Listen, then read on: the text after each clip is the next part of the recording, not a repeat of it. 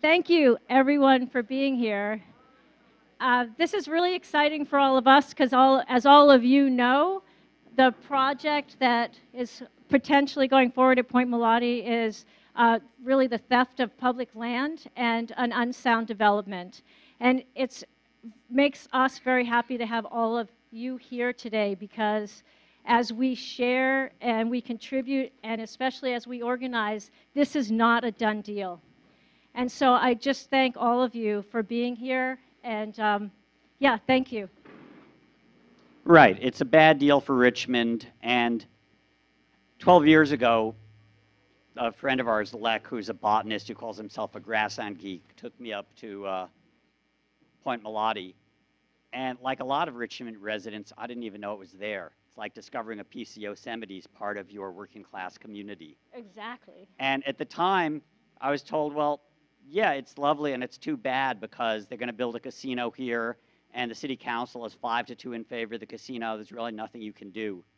Well, what we did is what we're doing today. We organized at the community level. We took it to a vote. 58 to 42% of the citizens of Richmond said this is a bad deal for Richmond, and we turned it around.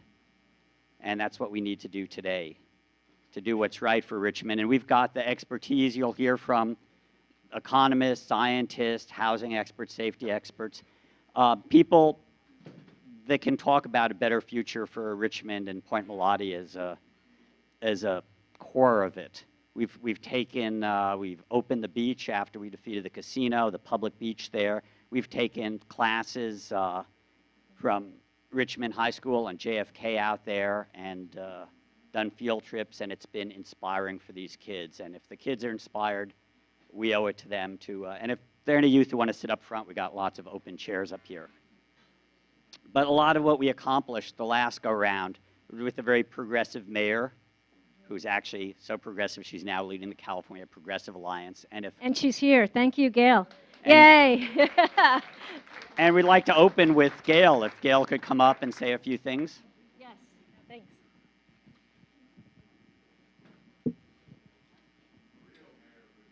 Yes, yes. Hi. Thank you. Thank you. Thank you, everyone. I wrote my remarks down today because I don't want to miss anything, and it's not going to go over the 5 minutes that I'm allotted. But I want to begin by saying thank you to the Point Molate Alliance for holding this forum and for everyone who was involved in building it and working on this issue of Point Molate, and to all of you who are here today who want to learn more and continue this important struggle. So, I want to start out by saying that some of you know I wrote a book about Richmond, about the years that I was mayor and prior to that. And there's a chapter in the book about Point Molate, and the name of the chapter is Point Molate, A Love Story. And that's because of the way I feel so strongly about Point Molate. And I talk about how seductive this site is. The breathtaking beauty from its magnificent views of the water and the bridge, to its sloping hills, to its native plants and natural habitat, to its castle-like historic buildings. It's a hidden gem, and what we want to do is to make it available to everyone by keeping it as public land owned by the people of Richmond. Now, many of you know that this site has a history like no other. Its early history includes the respectful use of the land by the Native American Ohlone and Miwok tribes. Later, there were Chinese shrimper camps. There was a sardine processing plant and many other early uses. And as industry moved into the early part of the 20th century, it became home to the California Wine Association, with Winehaven becoming the largest winery of its time. Later, the site was readapted as a Navy fuel station during World War II, and an area just north of Point Molate was used as one of the last whaling stations in America. But the most recent history is the history that our current population directly participated in. And that history was the struggle to defeat a large Las Vegas-style casino proposed for the site. As mayor of Richmond and as a council member, I worked with so many of you on this major struggle. We knew an urban casino on this magical site was not in the interest of the people of Richmond. It was a big success for us all when the voters of Richmond passed an advisory ballot measure in 2010 saying no to a casino at Point Molate. And subsequent to that, the city council rejected the casino. Since then, we have seen the corrupt casino developers sue the city, saying we did not have the right to end the casino. But the city won all the court cases with the exception of the last appeal by the developer, where an ill-advised and ill-informed Ninth Circuit court sent it back to the district courts for review on a few points. Well, what happened then is what the council did in 2018, and that was exactly the wrong thing to do. What they did was made a very bad settlement with the casino developer. The current mayor, Tom Butt, and several council members voted behind closed doors for this horrible settlement that will put 1,200 or more units of luxury housing at the site. With cars coming in and out of the site every day, that will make traffic to the Richmond-San Rafael Bridge a nightmare, even worse than it is now. Right. And this level of intense development will destroy the natural landscape and beauty of the area, and it will put new residents in danger. The Chevron refinery exists right over the ridge of Point Molate, and we know the refinery has a history of major fires, explosions, and chemical leaks, even including in recent years. We all remember the 2012 fire at the Richmond refinery. So thousands of people should not be living 24/7 at the site. Now, after I retired from the city council, the new mayor, Tom Butt, not only decided to spearhead this horrible settlement deal, but he canceled the Point Molate Community Advisory Committee, which had been doing great work. Yes, really a terrible thing to do. The committee had was exploring new options for the site, and they had overseen the recent cleanup of the site. So I want to thank the Point Molate Community Advisory Committee for their hard work, including and especially for reopening Point Molate Beach Park.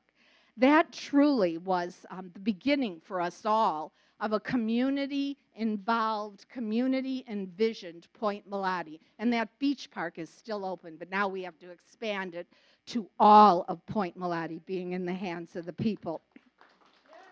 Thank you to the committee for your hard work. So this site should not be a site for luxury homes. It should be a place for our diverse community to own, visit, explore, and experience. Truly affordable housing is what we need, and that housing should go in our inner city core of Richmond. Now the incredible treasure that is Point Molate should be for the people, all the people, not just rich people who can afford luxury housing. All within our community have a right to experience its natural beauty. And I know, as David mentioned, many field trips for Richmond youth have already been conducted, and more will be to see, feel, and explore the area and enjoy the recreational opportunities. And there's so much more that can happen at Point Molate as well. And today you'll have that opportunity to learn from the panels and workshops about why we have to stop this bad luxury housing development and instead create a community vision for the site. So let me end by saying, as I said in my book, the history of the site whispers encouragement to all who are willing to listen and play a role in the creation of a new visionary future, one worthy of all its struggle. And my sense is that the next rebirth of Point Molate, with all of your help, will be a great one. Thank you all very much.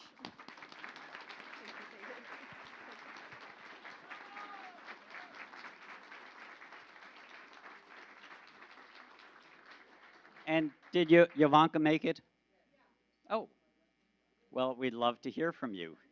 This is our former city council member. She was running for state office, and I suspect that she'll not only run, but in the future win that kind of office to represent people and a pride of Richmond. So, Ivanka.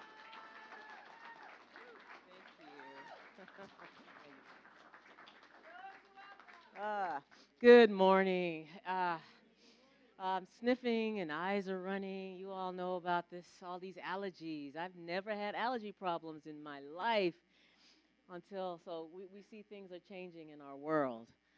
So there are some things that we cannot help, like runny eyes and runny nose and sniffling because of allergies and all the pollution. Well, we can change the pollution, but we can't change the reaction to it.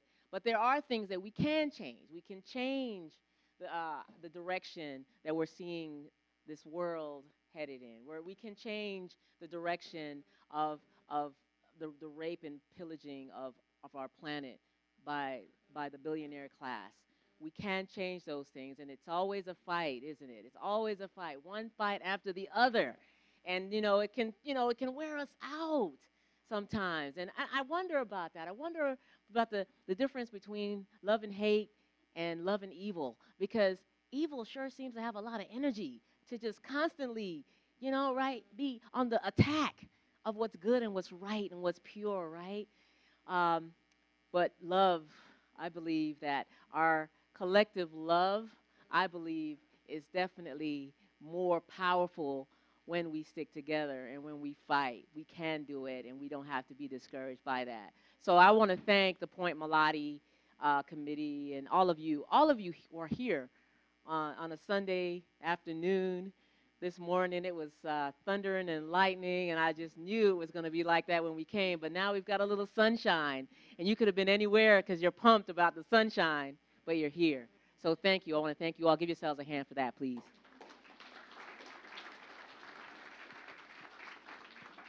And then, of course, I would be remiss if I didn't first, before I say anything else, acknowledge whose land we're sitting on. We're standing on the lonely land, we're standing on stolen land, and so we have to acknowledge that at every time we come together to remember the people of this land.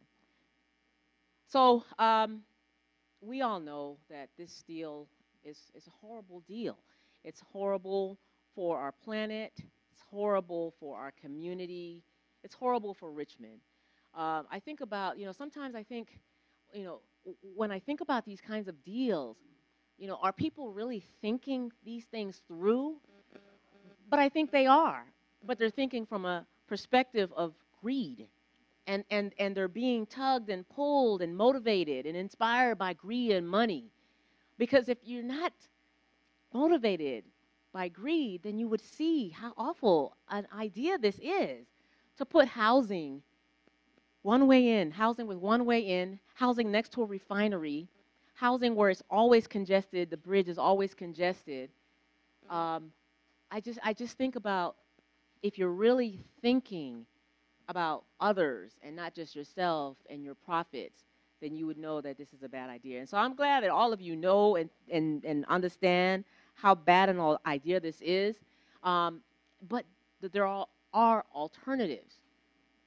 And I promised I promised my wife I wasn't going to make this point, but I got to say it. I'm just tired of keeping my mouth shut about things that I really feel.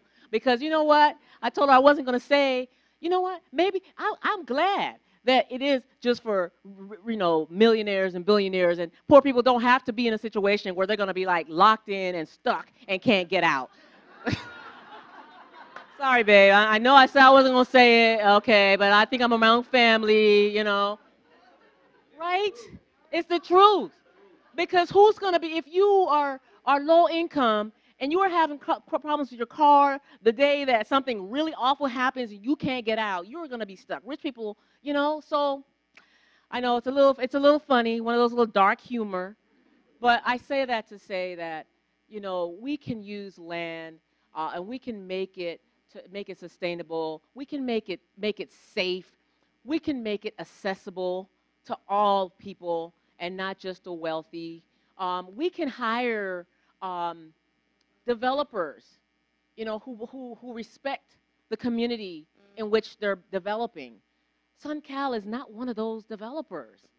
I had an opportunity to work with the Alameda Labor Council, and a few years ago, a couple years ago, during the campaign, and that's when I was introduced to SunCal. They pay their workers, low wages. They don't want to pay them a living wage. They don't really like unions, and they don't really care anything about sustainability. So why would we, as a city, I still believe that this is the most progressive city in California. I believe that we are. We're the bomb. We are amazing, right? And in the most progressive city in California, there's no way that we should be using a developer with really conservative right-wing views, right? Yes, absolutely.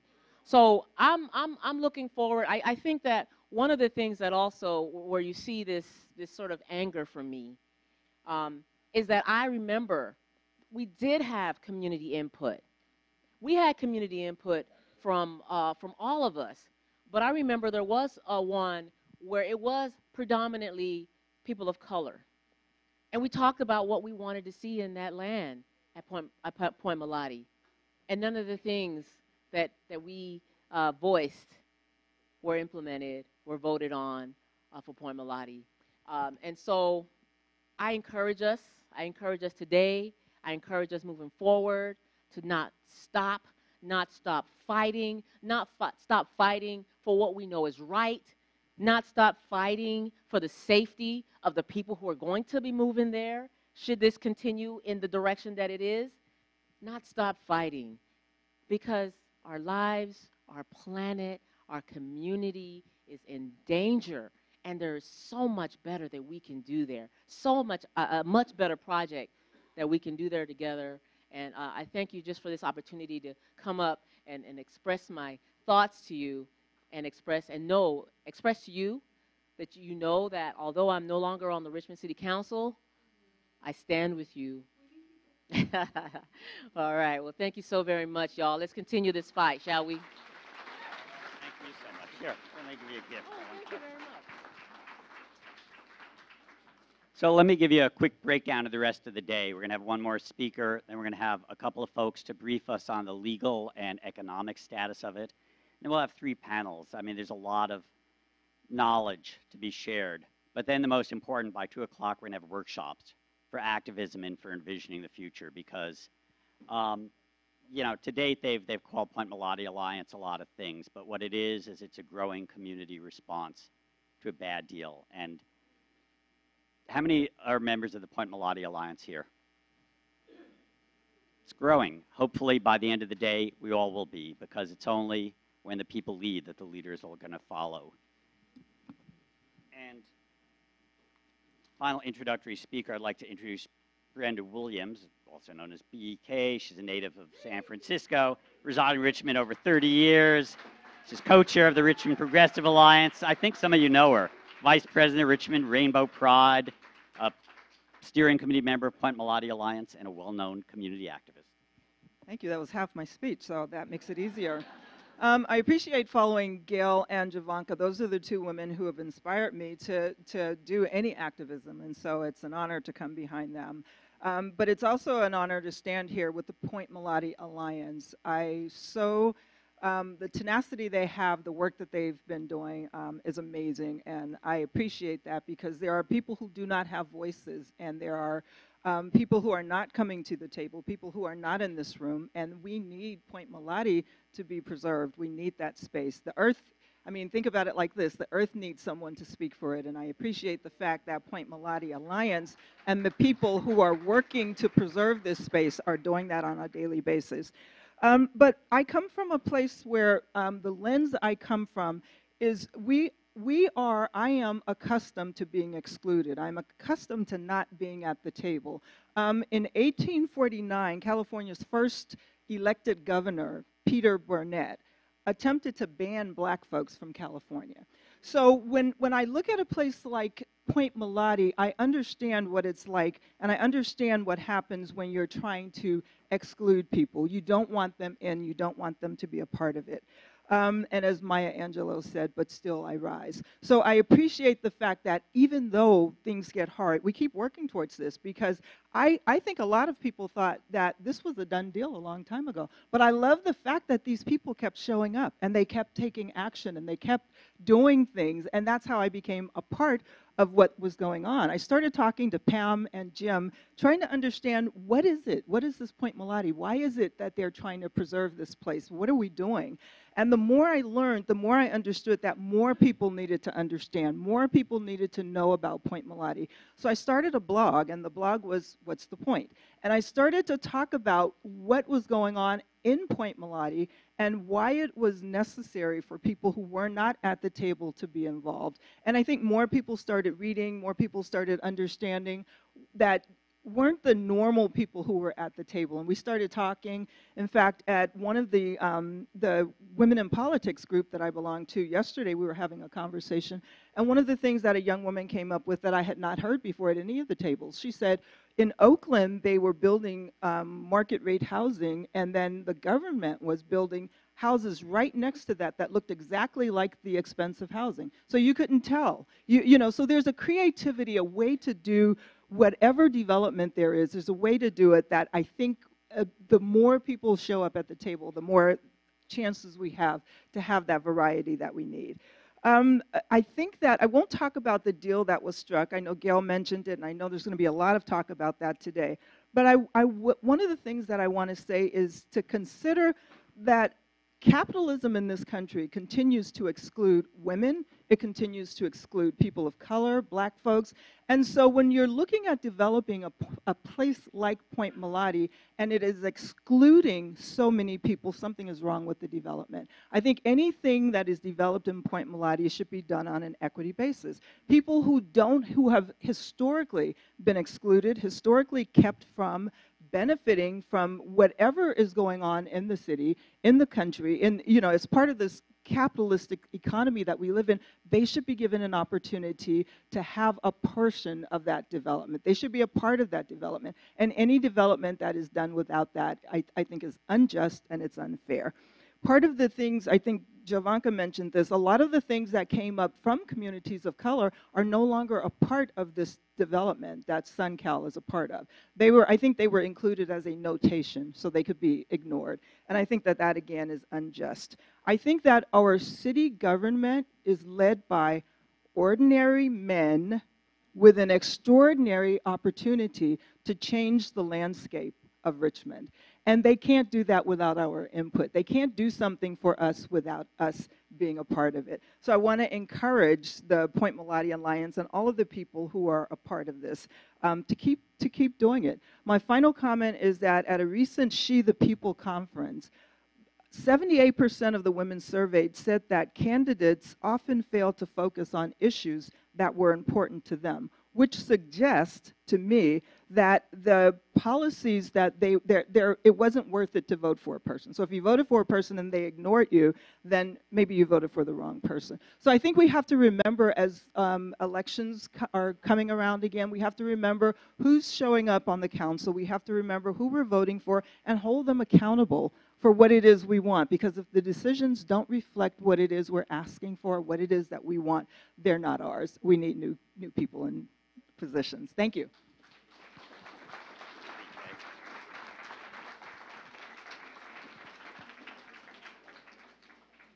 Yeah, I was explaining to a scientist, we did a Capitol Hill, Healthy Ocean Hill Day, and she was saying how this politician was really listening to her when she talked about eutrophication and pollution of the coastal zones. I said, no, not really. So you got to understand, most politicians are like sharks. They respond to limited stimuli, money and votes. And our city council right now is responding to big money. It's not going to come to Richmond, but it's big money in SunCal, a giant Southern California real estate speculator. The other thing they're going to have to respond to is votes. And starting this Tuesday, the city council has to start hearing from folks. So there are many fronts we're moving forward on. And one is the law, and one is economics. And we're going to hear briefly before the panels from, there's a lawsuit that's ongoing against this bad deal under the Brown Act. You can't basically use a legal settlement as a reach around to avoid the public process for zoning and planning. and one of the lead lawyers, Robert Chesty. Chesty, I've only known him for a few years. Anyway, senior law partner, Chesty and Malik. He's a former mayor of Albany. The former mayors tend to be the ones we should still have in power. Also founding member of Citizens for East Shore Parks and on the board of Point Molate Alliance, and he's going to give us a brief update on the legal situation.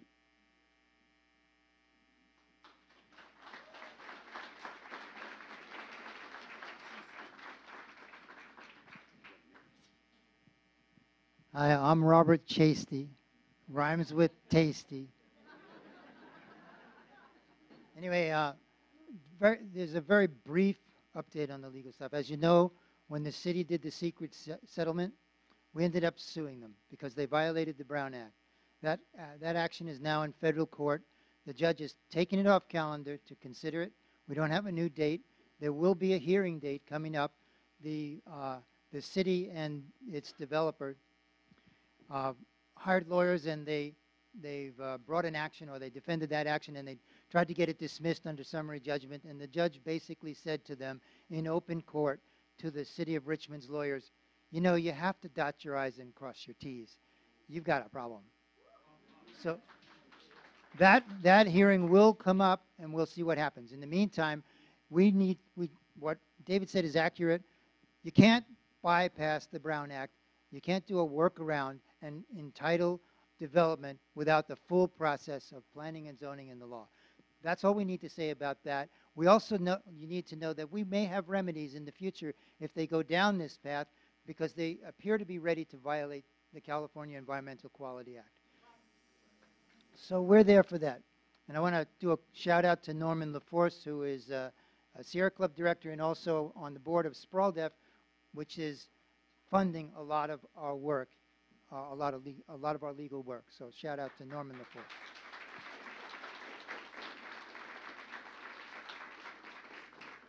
Now, as you know, we at Citizens for East Shore Parks have been fighting for an open shoreline for decades and decades and decades, and we're the people that fought to get and did get the McLaughlin East Shore State Park that stretches from the Oakland Bay Bridge on up into Richmond, where the dog park is.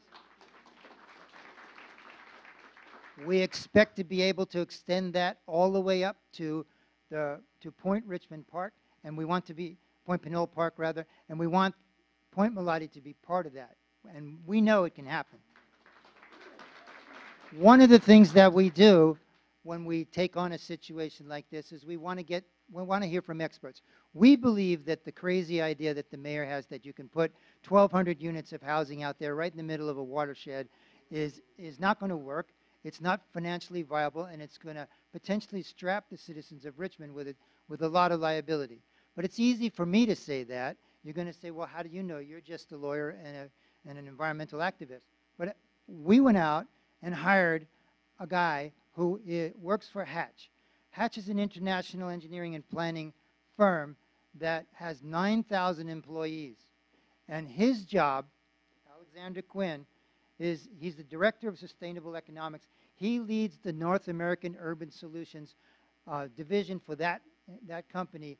And we asked him, could you mind take a few minutes, look at these numbers, and tell us, what do the numbers really say? And he said sure, and he's willing to do that, and he's going to come up. He's going to show you some slides to see that this will be a financial boondoggle. There's no way it works.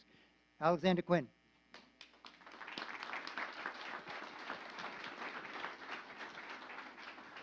Thank you, Robert. I think Tony knows me as Coach Quinn, not as Director of Sustainable Economics, but I'll go into my presentation, which I assume is that working? Just briefly, what I did is CESP asked me to do an evaluation of what the impacts would be to the city of Richmond on its municipal finances. And there's this thing called the general fund, which is your discretionary money of which you use to pay for things like police and fire and community services. So those are the things that you look at when you're doing a typical fiscal analysis. I'm not going to tell you, but if I'm in front of the city council right now, I would give a whole discussion of the standard practice of which we use. There's nothing crazy. This is basic math. And the numbers are, if you have it at $900,000 a home, it breaks even, give or take. In the first year, it'll break even in terms of the cost to service that development versus the cost versus the revenue it receives in terms of property tax. However, if you add the fire station, then you're in about a $3.5 million shortfall annually. On the community plan, it's a net injection. In other words, there's a surplus that's realized of roughly $2 million. So that's a difference of around $1.5 million between the two in the first year. Wow, that's really out of focus, so I'm sure you guys can read all of this. But briefly, what happens is, because of Proposition 13, the property taxes actually dissipate over time. The unique feature of development at $900,000 is that it hits $1 million, and then they start getting property transfer tax at a higher rate. If you live in Richmond, you know this. You're at a higher rate. And so the result is that they start showing additional surplus. But if you are at an $800,000 home, it continues to go down for some time because of the result of you have rising cost above or at inflation, and your property tax is at 2%, fixed at 2% a year, with some resales occurring. So it's a negative, and at 700,000, then it's a negative around 340,000 in the first year. Again, not including the fire station. If you put the fire station out there, basically it's all negative all the way through. So one thing I just want to end with is when we did an analysis of I don't know if you've heard of Melrose, but it's Community Facility District. It's the finance tool that SunCal will likely use to pay for the infrastructure of $300 million. When you do that, this is just a brief calculation. It's around $700 a month, and that comes out to around $8,400 a year, which is how much they would pay in their regular base property tax. Why is that important? Because it actually reduces the price of the home. It makes it less attractive. And the result is that the prices go down. So the price point that they're trying to get is probably Point Richmond, and they might get more like Hercules, which would be a totally different price point than what they're expecting. So that's it.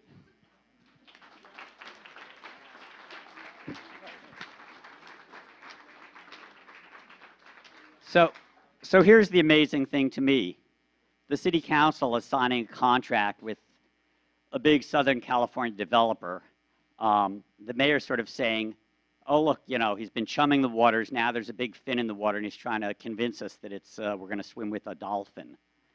The city didn't hire an economist. Point Molate Alliance had to go out and hire an economist who's now telling us that even million-dollar houses out there won't bring as much back for the city as the community plan, which we'll talk about and we'll have a workshop on. You can see it along the wall there. The idea basically of keeping it in public hands, developing the Wine Haven district for visitors, making it the commercial heart of a public resource, which is what we're going to discuss briefly in the next 3 panels.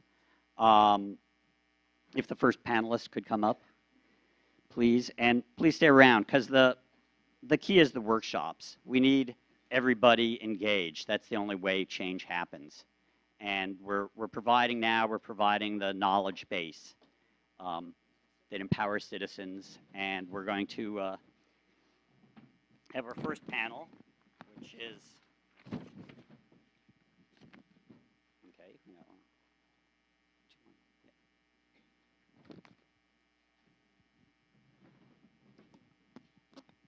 What are we calling our first panel is, yes, we're calling it Keep It Public, Environment and Recreation. And briefly, let me introduce you from left to right. I'm sorry, that's my side, from right to left from your perspective. We've got Catherine Boyers, coastal ecologist and professor of biology at the Estuary and Ocean Science Center, which is San Francisco State University's big marine lab right across the water from Point Molate and Tiburon. She has over 25 years experience in estuarine ecology restorations, led a number of studies of eelgrass, particularly one of her main study sections being the pristine Point Molate eelgrasses. Next to her, Noah Oppenheim's executive director of the Pacific Coast Federation of Fishermen's Associations, the largest commercial fishing organization on the West Coast. And he earned an BA in biology from Reed College, holds 2 master's degree in marine biology and marine policy from University of Maine. Smart fishing guy. Tony Wright's a 30-year resident of Richmond. He's also executive director of the Albany Berkeley Soccer Club, and he's a founding board member of Solar Richmond. And right next to him, Diego Garcia's lived for 40 years. So he's got a decade on him, one-upsmanship. He founded the Richmond SOL soccer program. He's a crime prevention specialist, certified gang expert who served 9 years on the Recreation Parks Commission and currently serves on the Citizens Police Review Commission, which, so this is not the only issue we have issues with our mayor. So we're just going to, for 20 minutes, hear from these experts so we can leave you a couple, 10 minutes to ask questions. Kathy, if you want to start.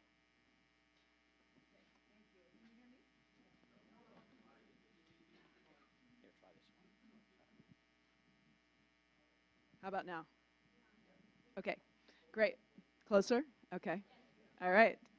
Well, thank you very much for having me. I am an ecologist at San Francisco State University Estuary and Ocean Science Center. And I've been working in the eelgrass bed at Point Molate for about 13 years. That picture that was up here earlier, I don't know if we could have that again. You can actually see the patches of eelgrass in that picture. So I work on doing restoration of different kinds of habitats. Eelgrass is one of the primary ones that I work on. And what I'm interested in knowing is how natural habitats work and using those as a model for doing restoration. And Point Molate is the standard that we use to understand what we're looking for when we're doing restoration. So right now we're in the middle of a big campaign for doing eelgrass restoration in San Francisco Bay. We're about halfway through. And this is in response to the oil spill, the Costco Busan oil spill that was in 2007. It took years for that, for that money to flow. But at this point, we're doing restoration in a number of different places around the bay. We use Point Molate as an example of what those restoration sites should be like. So this is because the eelgrass bed at Point Molate harbors all sorts of creatures in abundances that we don't see in other places. So we see leopard sharks and bat rays, and we see bay pipefish, which are relatives of the seahorse. We see these cool little sea hares. They're like a snail without a shell that lives on the blades of the eelgrass and only lives there and blends in with the little green stripes that it has on its body. We see more of those at Point Molate than we do in any of the other eelgrass beds in the bay. And we've been studying them, like I said, for about 13 years. So Point Molate, the eelgrass bed there has become a living laboratory. It's part of studies, international studies now, that involve researchers in over 50 different places around the world where the same species, eelgrass zoster marina, occurs, because we're trying to understand what's happening to it across its distribution and its range. So how is it changing with climate change? What factors influence it? That sort of stuff. And Point Molate is one of the places we use to contribute to those studies. So it really is a living laboratory that we use. It's part of the reason why we use it in this way is that it's unique not just in the habitat, the animals that use it. It's also a place that's really accessible. So when we take classes out there, we can just walk down the slope to the eelgrass bed. And most of the eelgrass in San Francisco Bay is actually on offshore shoals. You can't get to it, you can't see it. The public isn't aware that it's even there. So Point Molate is a place where the public has the ability to access and see this amazing place. In addition, what's unique about Point Molate is the way it sits in this really pristine watershed. It's a place where, and this is a really unusual thing in San Francisco Bay, to find an eelgrass bed that transitions up into a watershed that's basically intact. And so there's the potential for, with sea level rise, these deeper habitats to migrate up it's a place that provides that kind of opportunity that you just don't find other places. So these are some of the many reasons why we value Point Molate and the eelgrass bed there and it remaining pristine. And I'll just stop there.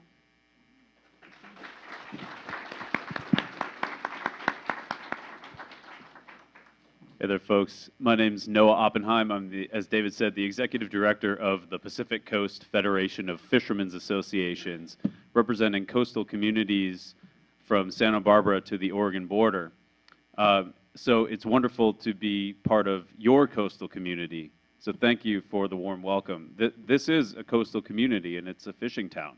There are members of our organization who live here who are your neighbors, who are out on the water right now plying their craft, catching this year's bountiful harvest of California Chinook salmon. And so soon enough, those fish will be coming to the markets here and restaurants, and hopefully you'll be able to enjoy them. This is one of the wonders of living in California and working in California. We have something called the public trust. Public trust resources coming from common law, Roman common law, dictate the way that we make decisions about managing the resources that we all enjoy. The people of California own the public trust resources that we all benefit from, whether it's fisheries, open space, air, clean water, you name it, the list goes on. We must demand that our leaders protect those resources. And whether you're fighting against a dam going up to block a river, blocking salmon from swimming to their spawning habitat, or you are making sure that the pristine areas of the San Francisco Bay are left intact to serve their ecological function for the benefit of all, you're doing right by the resources that you and your neighbors own. So in that spirit, it's delightful to be here with you. Our organization is the biggest organization of fishermen and women on the West Coast, not because we're the big dogs, we're actually the little guys, but we have more in our ranks by number than any other organization, and we're pleased by that fact. We believe that the access to the ocean with fishing communities at the fore providing that access needs to be in the hands of the many, and it needs to be kept that way forever. We're facing threats left and right, just as your community is. Our organization was the first association from any industrial sector of the U.S. economy to sue the oil and gas industry for their impacts to climate change. We filed that lawsuit last November, and the fight goes on. So we'll be continuing to press forward in order to preserve the integrity of this natural bounty, which includes the eelgrass beds off Point Molate. And the reason I'm here today, we have a saying in fisheries that salmon grow on trees. And if you spend enough time in the forests of the Sierras or the North Coast, you understand that you need healthy forests in order to produce bountiful runs of salmon. And the same could be said for Dungeness crab and halibut. You could say that crab and halibut grow on eelgrass. These spectacular resources, Dungeness crab, the most important fishery on the north coast of California, the juveniles grow in those eelgrass beds. And the reason that this is the most bountiful resource for fisheries on the north coast is because we clean up the bay. We didn't have this spectacular pulse of juvenile crabs that grow in the bay and rear in the delta until we decided we were going to enhance water quality. We were going to keep the water flowing through the delta, and we were going to keep the integrity of those estuarine habitats as a top priority. So to see yet another development threaten the integrity of that important and critical resource, I mean, it hurts me personally. It's going to hurt our coastal communities from Morro Bay up to Crescent City and beyond, and it's something that we've got to protect. We cannot keep dying by 1,000 cuts, because cutting down eelgrass through upstream, uphill, upper elevation development is going to cut us all down. So thank you for fighting this fight.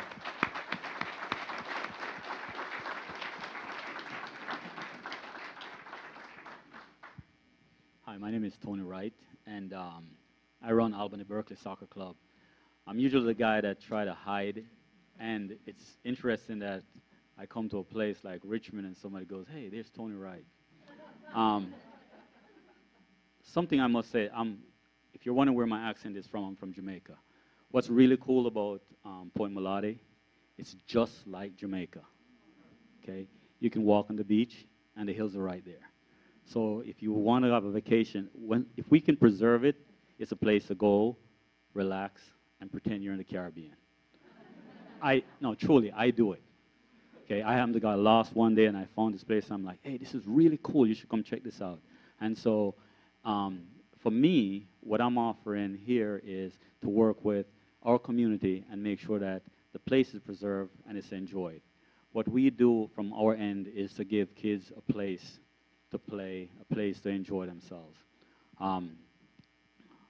We're an Albany Berkeley Soccer Club, but most of my coaches live in Richmond. I live in Richmond, and we're here to provide support to the Richmond youth community to share our model.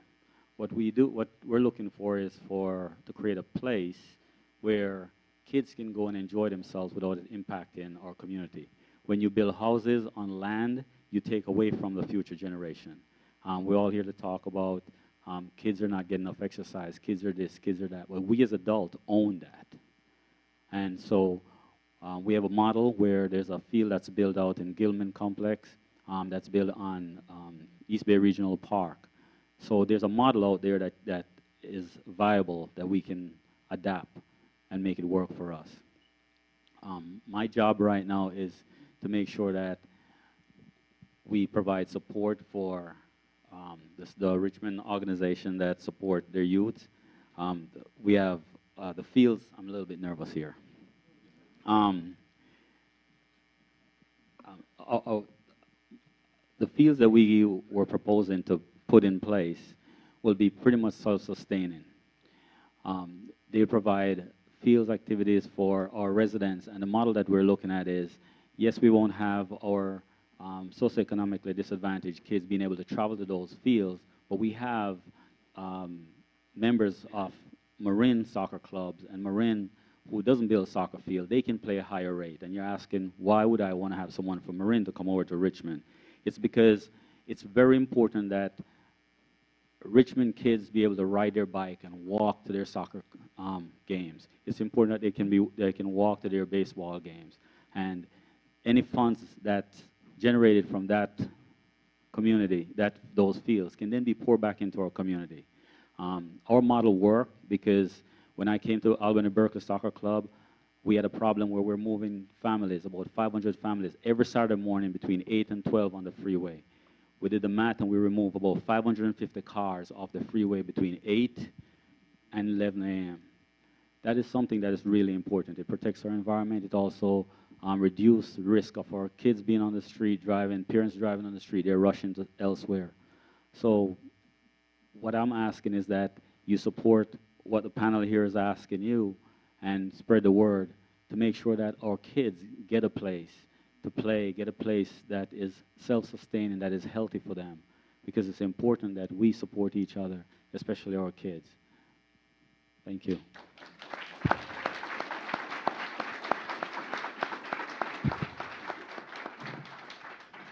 Yes, good afternoon. My name is Diego Garcia, and before I start, I want to commend the kids on a Sunday morning to come out here and listen to a bunch of adults. To them, it might sound like wow, wow, wow, wow, whatever, but we're here because of them. I'm here because of them. I want to ask everyone here who is a youth and also adults, the parents who came here to support these kids, special kids, please stand up. We're going to give you guys a big hand.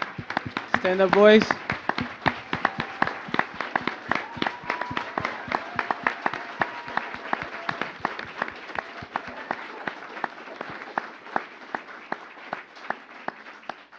Thank you. And this is how I want to start off. When I was 9 years old, I lived here in Richmond for about 40 years. I actually moved to New Mexico for 1 year, came back. But that 1 year that I left, I realized that Richmond is my home. When I was 9 years old, the only soccer field that we used to use to play was San Pablo Boys Club. San Pablo Boys Club was the only field that we were able to use for soccer. Everything else was baseball fields. And my brother was 8, and my other younger brother was 7. We used to walk from Easter Hill all the way to San Pablo just to play soccer. Then at age 13, started boxing.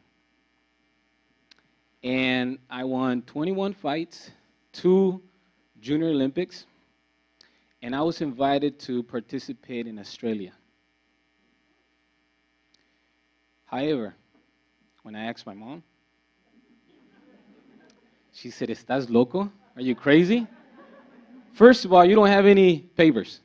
You're undocumented. Number 2, which is very important, you don't have the money." And all those 21 fights, I never saw my parents or my brothers next to me. I was really disappointed. I left. I left the sport. And I joined the gangs. At age 18, I was shot. Doctor gave me 72 hours to live. Right after that, at age 19, I met my beautiful wife. Both together, we started a soccer team. 18 years old, my wife, and I was 19. We took a kids team, only 12 years old, to Reno. We won the championship. That was the beginning point of everything. Then I founded the Richmond Soul Soccer Program. We have over 200 families now. We're not just a soccer program. We invest in this community. I remember Gail one day called me and said, "Diego, can you guys come out and help do a cleanup in North Richmond?" When I said, the mayor is going to call me to help her, I was thinking there was about 1,000 people there. When I got there, Gail had about 8 people. I brought about 80 people. Women's, kids, and strollers walking there just to invest in their community. Why am I saying this? I understand the environmentalist who wants to protect and preserve open space, and I'm up for that. But I'm here for my kids. In the last 15 years that I've participated in youth programs, 15 of my kids who were in the soccer program had gotten killed in Richmond. 2 of them just 2 years ago, who were registered members of soccer programs. We had a good opportunity to build some fields, and people turned it down. Before the MLK soccer field was built, that is the only one soccer field that we have in Richmond. Everything else is baseball fields. The other 3 soccer fields belong to the school district. We can expand if we want to, but we're in a deficit of 21 soccer fields. We have over 3,000 kids that want to register for soccer, but they can't. We don't have the space. 3 years ago, we went to a national futsal tournament. A national futsal tournament. And the 4 teams that were in the top championship level, the 4 top teams, were from Richmond.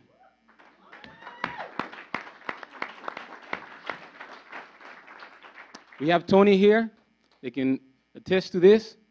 We have many clubs in this area that have quality competition teams, and most of them are from Richmond. Richmond have athletic talent. We just don't have the space. It is unfair for our kids, our parents, who are low income, pay over $16,000 to use these fields that belong to us that we pay taxes for. We pay over $8,000 a season for soccer fields because of lights, because of the grass field. And that money goes to the general funds. That money doesn't go back to our kids anymore. We want to make sure that if Point Molate has any soccer fields, we want to make sure there's transportation for our kids. Because there is a model out there in Gilman Fields. But how many of our kids really use that field? We need to be able to make sure that if the fields are built there, we have transportation for our kids. We want to make sure that if other people use that field, yes, higher rates go for them, but that money is going back to our kids. It's not going to go to general funds. So I'm here to let you guys know we're not going anywhere.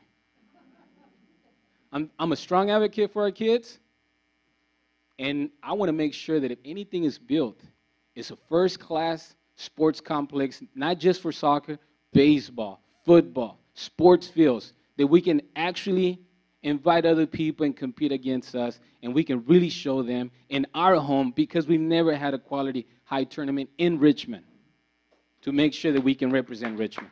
Thank you, guys.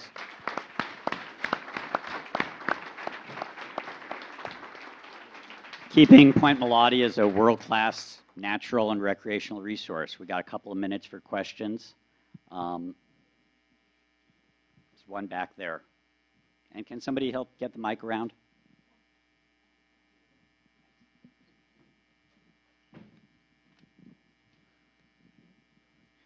Thank you.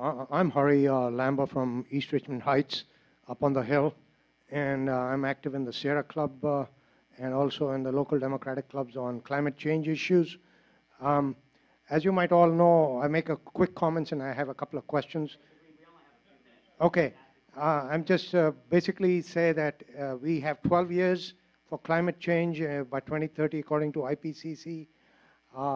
And one of the challenges that we're going to be looking for is demonstration sites, because our society in 12 years is going to have to change like you've never seen it before if you've seen climate change. And by 2050, we have to go to net zero carbon emissions.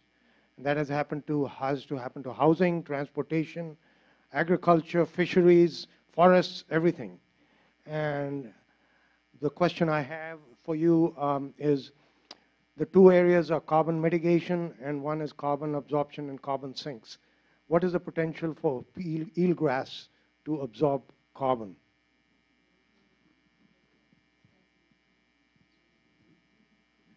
So eelgrass is a type of seagrass, and seagrasses throughout the world are known for their ability to sequester carbon, both in the live tissues, but then to also leave behind carbon in the soil as they grow. So eelgrass is not unique in that, but it does do that in San Francisco Bay. It does that in all the beds where it occurs.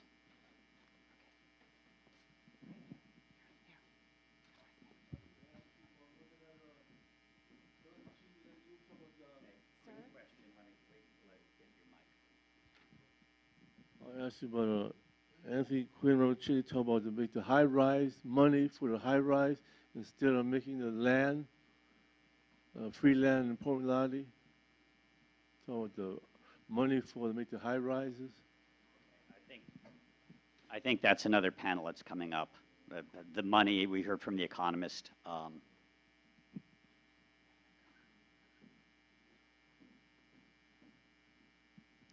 This is another question for Catherine. What would exactly be the effect of this housing development on the eelgrass? Well, that would depend what the housing exactly would be. So that's a question that I can't answer. There would need to be an environmental impact assessment to determine what that effect would be exactly. The kinds of things that could happen are sediment inputs. Eelgrass requires light in order to grow. It's stuck on the bottom and rooted. It needs enough light. It could be nutrients coming off of landscapes and coming from fertilizers primarily. And with nutrients come algal blooms. That could be phytoplankton. It could be algae growing on the leaves of the eelgrass. It could be macroalgae, like sheets of algae that smother the eelgrass.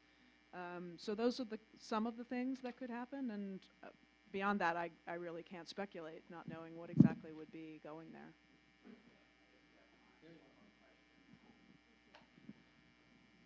Yes, also in relationship to the eelgrasses, is there any potential for economic activity insofar as they seem to have the potential to be a nursery of eelgrass getting transplanted to other places? Is that an economic proposition, possibly? I'm not sure I totally understand the question. Do you mean for using the bed for various purposes like recreation and things like that? Or do you mean using it as a source for restoration?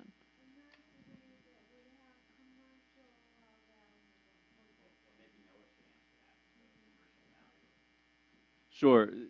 With respect to the value that human communities derive from the ecosystem services is one term that's used of systems like eelgrass. The potential impact, the negative impact of the loss of these areas adjacent to Point Molate would be certainly in the hundreds of thousands to millions of dollars if you think about the overall productivity of this habitat for the species I mentioned earlier, halibut and juvenile Dungeness crab.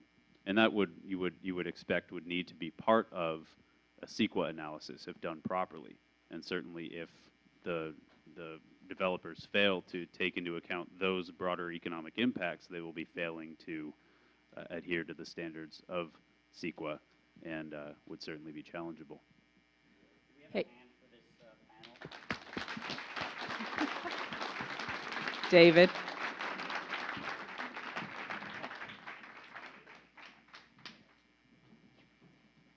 If the next panel is about safety and finance. Some folks call it the death and taxes panel. It could also be called the location.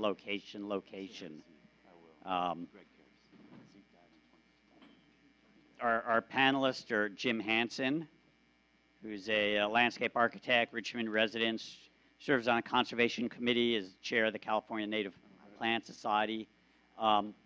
Mostly I remember him as the chair of the Point Molate Citizens Advisory Committee before Mayor Budd abolished it. This was the resources that were available, the human resources to help plan a reasonable future for Point Molate. Tony Hanna is a realtor, a Richmond resident with experience in both residential sales of new homes and development. And she was also a longtime member of the advisory committee under Mayor Gail McLaughlin. And then Andre Soto is, I think when Barack Obama talks about community organizers, I think of Andres.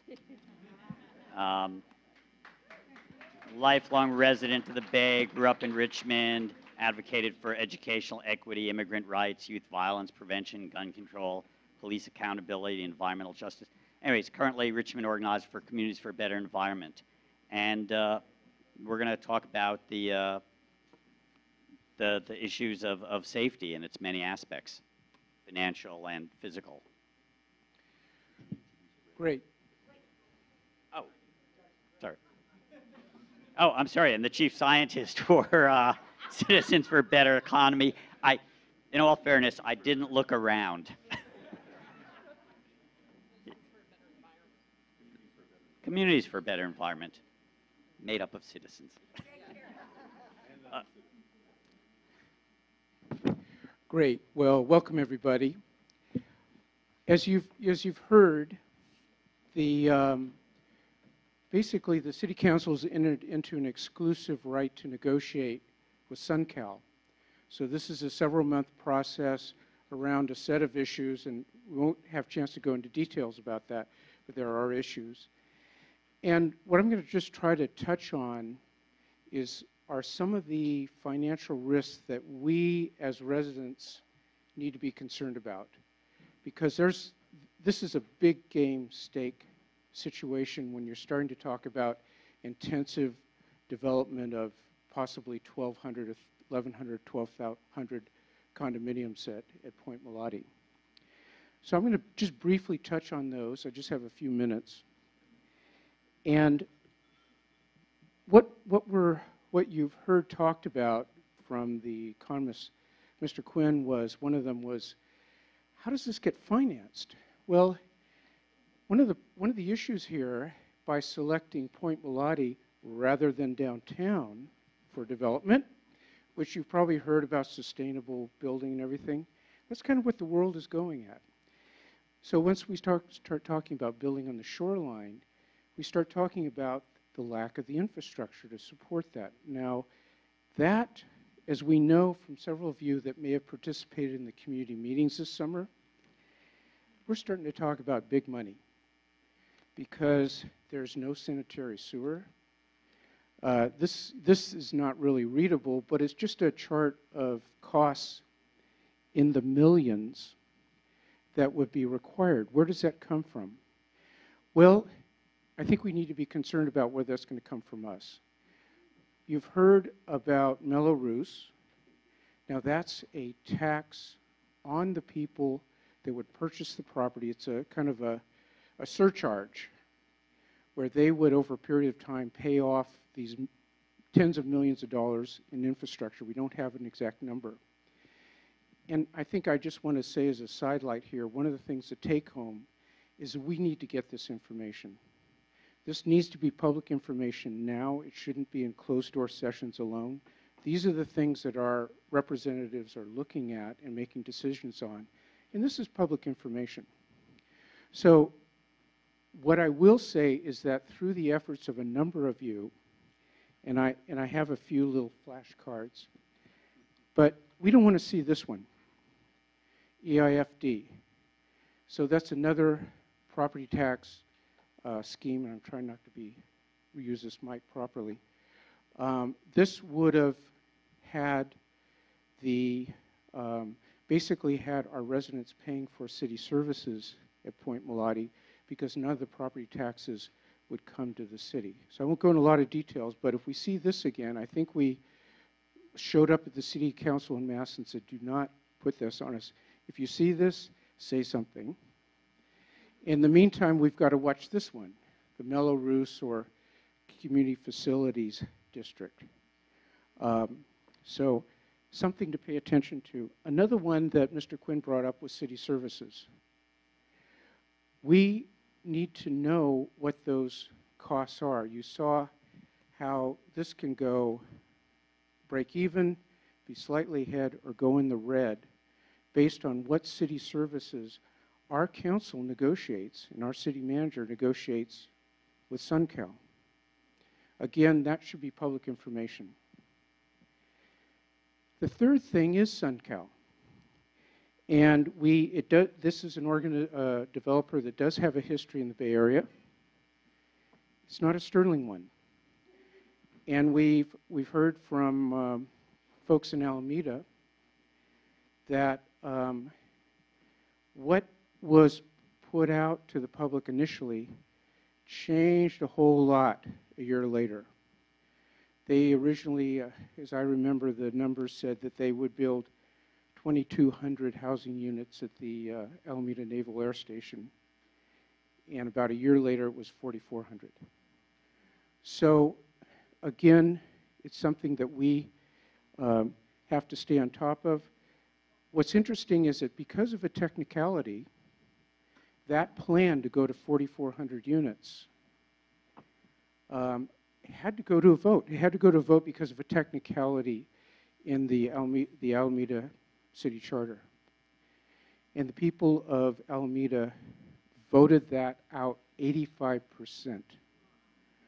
Okay, so other cities have dealt with this developer. We need to stay on top of it. I'll just mention a couple really quick things. There are a lot of unaccounted costs at Point Molate that need to be made public. We've got a very high fire severity zone. There are blue gum that go from Winehaven all the way to the crest. There's a lot of fuel buildup there. I have not seen that mentioned in any of the agreements between the city and the developer. The cost to repair the Winehaven buildings, I think, needs to be made public. And you hear about this widely touted, 70% open space. But as of yet, if you see some of there's a poster board over there that shows a bunch of white condos in the South Watershed. That is part of the 70% open space that's being offered. So I don't know. I guess we get to walk around and look at the condos from Stenmark, and that's to me not an open space experience for me or for kids. But not only that, there's no mention yet of how that's going to be paid for. Sorry? No, they haven't made them yet. That's why we're here. So I'm just going to close in saying that why aren't we looking at financing around the direction we want to take our city to be. I know, and I heard applause for, why aren't we building up our downtown? Because what happens, and a member of the Planning Commission shared this with me, we have a small planning department. If all they're working on is Point Molate, they're not working on the directions that a lot of the citizens want to see the city go in. Building downtown, building up our small businesses, financing for those. That, to me, is a legitimate source of public financing. So I'm just going to close on that comparison and turn it over to Tony.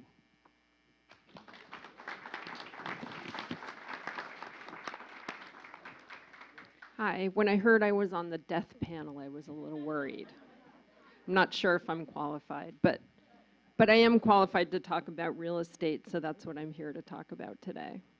And it's nice to see everybody here. Sometimes you feel like you're the only one, you know, when you're in this small group of Point Molate Alliance. And the mayor likes to say, nobody cares about Point Molate. Well, I say you can't care about what you've never seen or what you've never experienced. So we need to get more people out there so they can fall in love with it as much as those of us who know it have.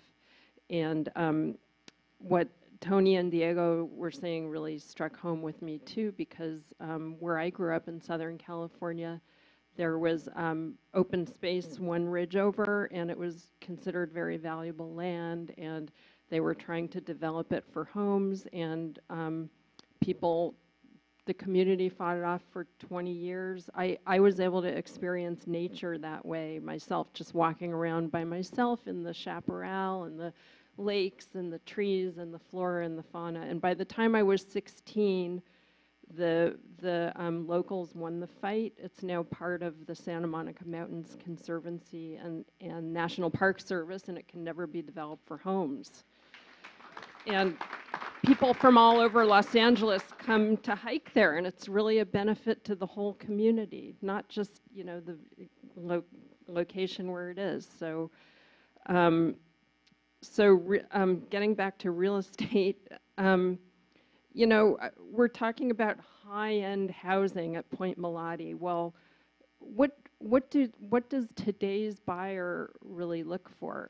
Back in the 90s, when this plan to put housing at Point Molate was hatched, remember that was the day of the trophy home, you know, the oversized home. We had the Oakland Hills fire in '91, and they built these huge spec homes, some of them with elevators and so forth. You wanted to be, if you were a high-end buyer, you wanted to be in a gated community. You were car dependent. You know, you didn't want to have to deal with, you know, city life or whatever. But what does today's buyer want? Well, today's buyer, just ask any real estate agent. This is not going to come as a surprise to anybody who's had any contact with real estate, is today's buyer really wants walkability. They want amenities. They want, of course, then as now, they want great schools for their kids. They want, you know, smaller homes, but just closer to transportation. That's really the #1 priority. I mean, a view is great, but I haven't found a buyer that would prioritize a view over all these other things, the whole walkability issue. They don't want to have to be car dependent. And Point Molate, you would have to get on the freeway to get anything or anywhere, and there's no community. And what people are really looking for today is community. They're not just looking for a house to live in, and then you have to get in your car to get anywhere. And then the #1 thing that I'm finding, and 2019 has really been the tipping point from what I'm seeing, is safety. So climate change is now a key driver of buyer choices. So that has to do with fire and seismic hazards and sea level rise. Those are all major concerns, and buyers are unwilling to invest in sites that they perceive as dangerous.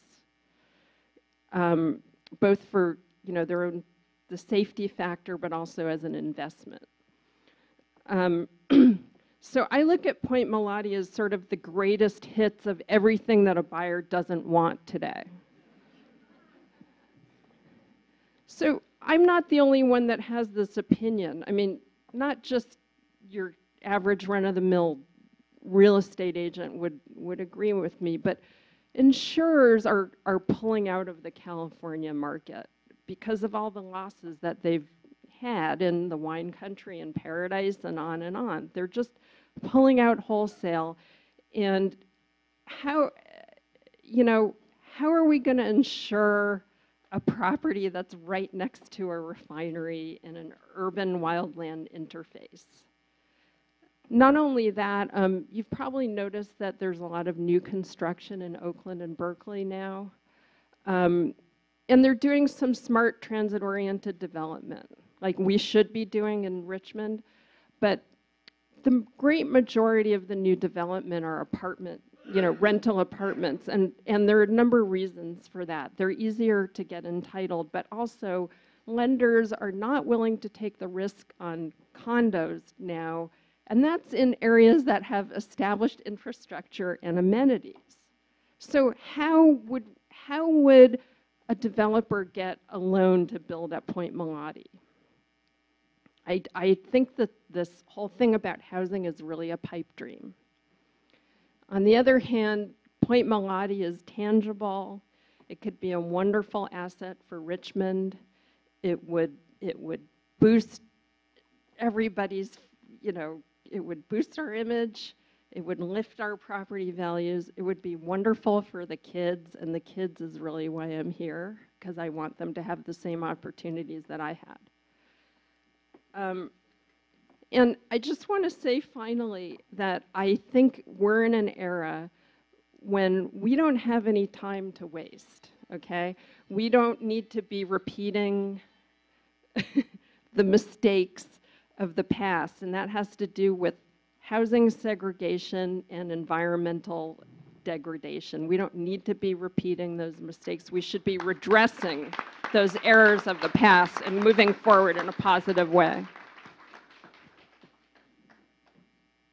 Hi, I'm Greg Karras. Does this one work? I'm Greg Karras. I'm better when I move around.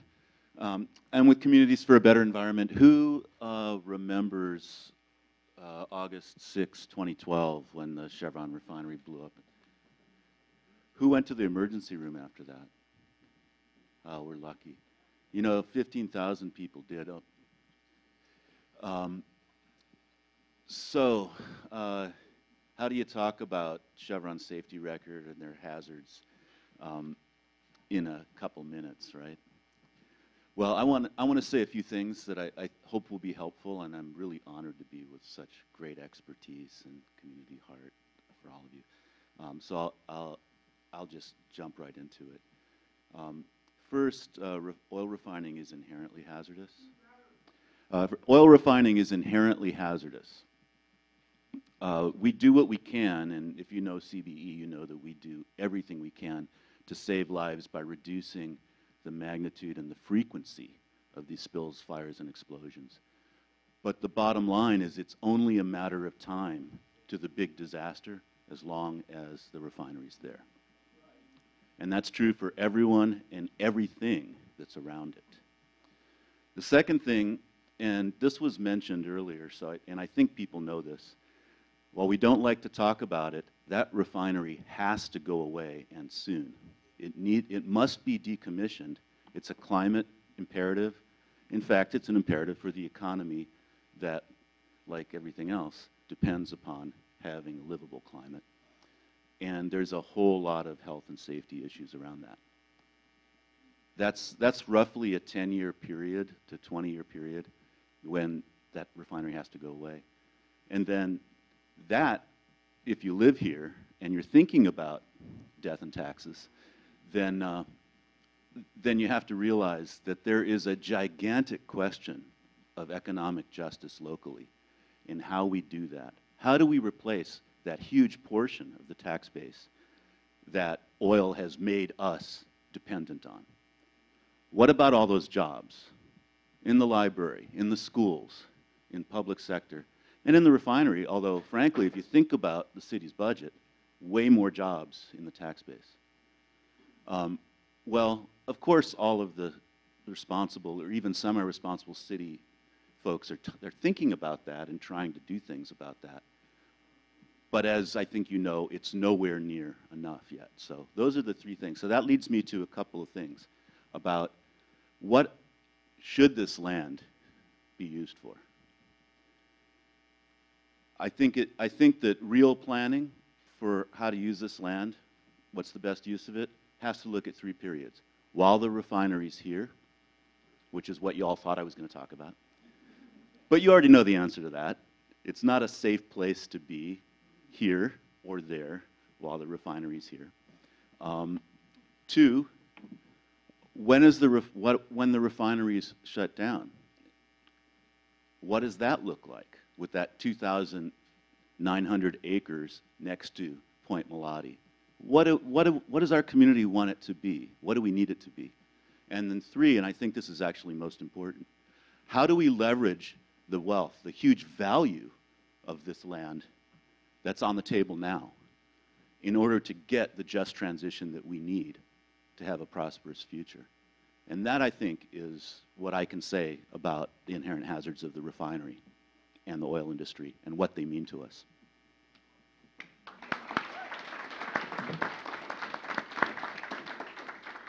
Thank you, Greg.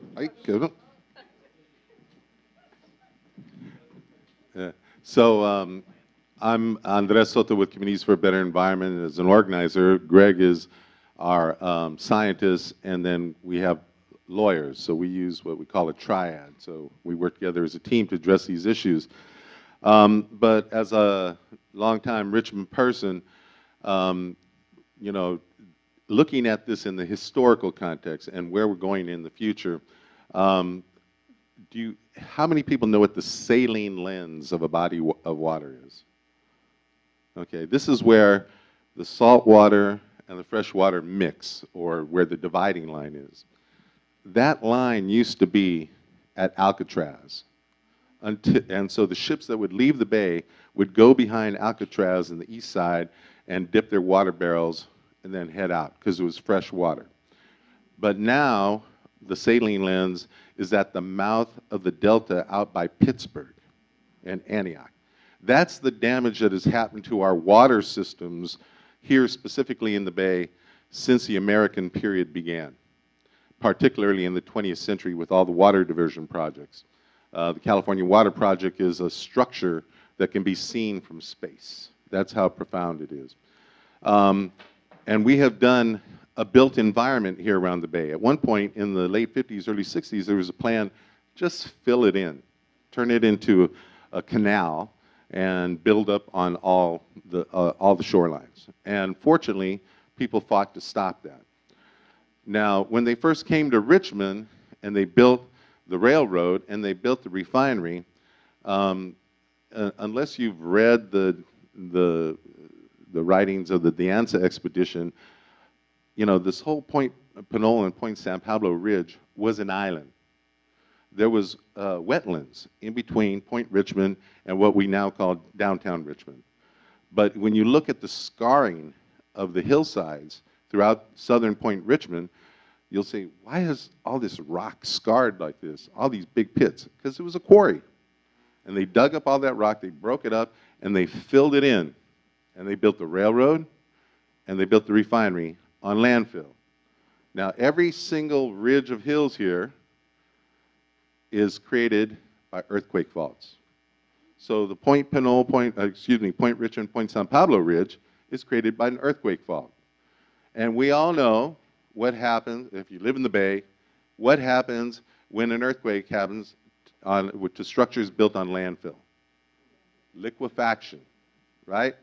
Where it jiggles like jello and then it goes down. We saw that happen in the Marina District. Now Chevron has told us, don't worry, we got it covered. All our stuff is secure. How many of you believe Chevron? Oh, I was going to say, what are you doing here? So I want to put that in your mind so that you can think about that. That is an omnipresent risk for all of us, regardless of whether they build at Point Molate. But when we look at Point Molate, of course, it was indigenous Huchun land for over 5,000 years. Think about that. 5,000 years those people were living here, and then we wiped them out. I mean, there's Ohlone people are still around, but most of the people were killed in the genocide initiated by the Spanish. And so when we look at this area now, what happened out in Point Molate? Well, because of racial discrimination after the gold rush and the building of the railroad, the Chinese set up shrimping camps out there. So they could sustain themselves by making dried shrimp, which Americans didn't eat, but they could make money by sending it back to China. So that's how they survived. But now they're gone. And then the military took over, right? And they were fueling the Pacific War, the war, World War II in the Pacific, Korean War, and the Vietnam War with Chevron's oil, pumping it over the hill, putting it on ships, and sending it to Asia. And so that's the history. When they shut down the fuel depot, they reverted it back to the city of Richmond because they commandeered it from Richmond during the war. And so that land is now Richmond's land. It's our land. It's the people's land. They sold it to Richmond for $1. There's a $25 million trust fund to clean up the existing pollution that's there.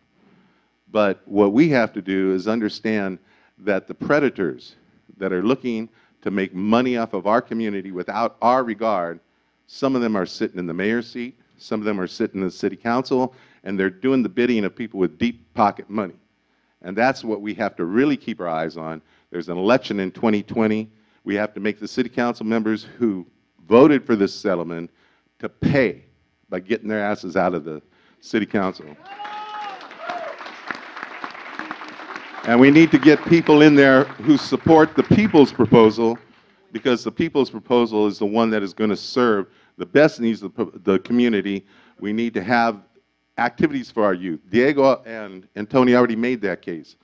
But we also need recreation so we can go and clear our head after dealing with all this stuff where the person who's occupying the White House is acting the same way as the person occupying the mayorship. And so we need to stop that. Thank you today.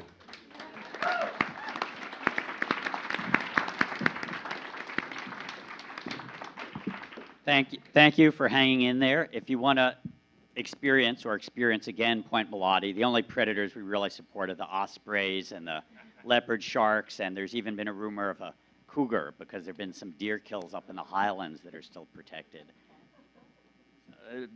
Rumor on the bald eagle, not confirmed yet, but this is the kind of place where if you want to go out and do citizen science, is the person on the BioBlitz still here? Have a sign-up sheet. Everybody can be part of the citizen science survey out there. On June 15th, woman waving there will great chance to kind of look at the hundreds of species and unique habitats out there. I remember when we took the Health Academy at the Richmond High School out there at one point, and they were doing water quality testing on the beach. Suddenly an osprey came down, grabbed a fish out of the water. The kids went ballistic. These are the moments that we have to protect Point Molate for. And I appreciate your hanging in there. I think rather than go through Q&A right now, these people are here. You should access them. We're going to get to the final third panel and then a presentation on our vision for a community plan, because what we really want to do is get to our workshops, because, you know, power changes when we all engage. And so thank you. Thank this panel one more time.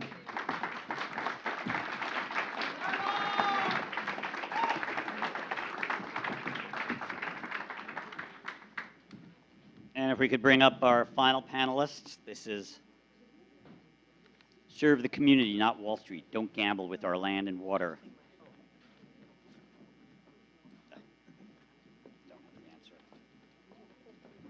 Oh. Is there a clicker that somebody can bring for possible showing? Anyway, I'd like to introduce our panel. It's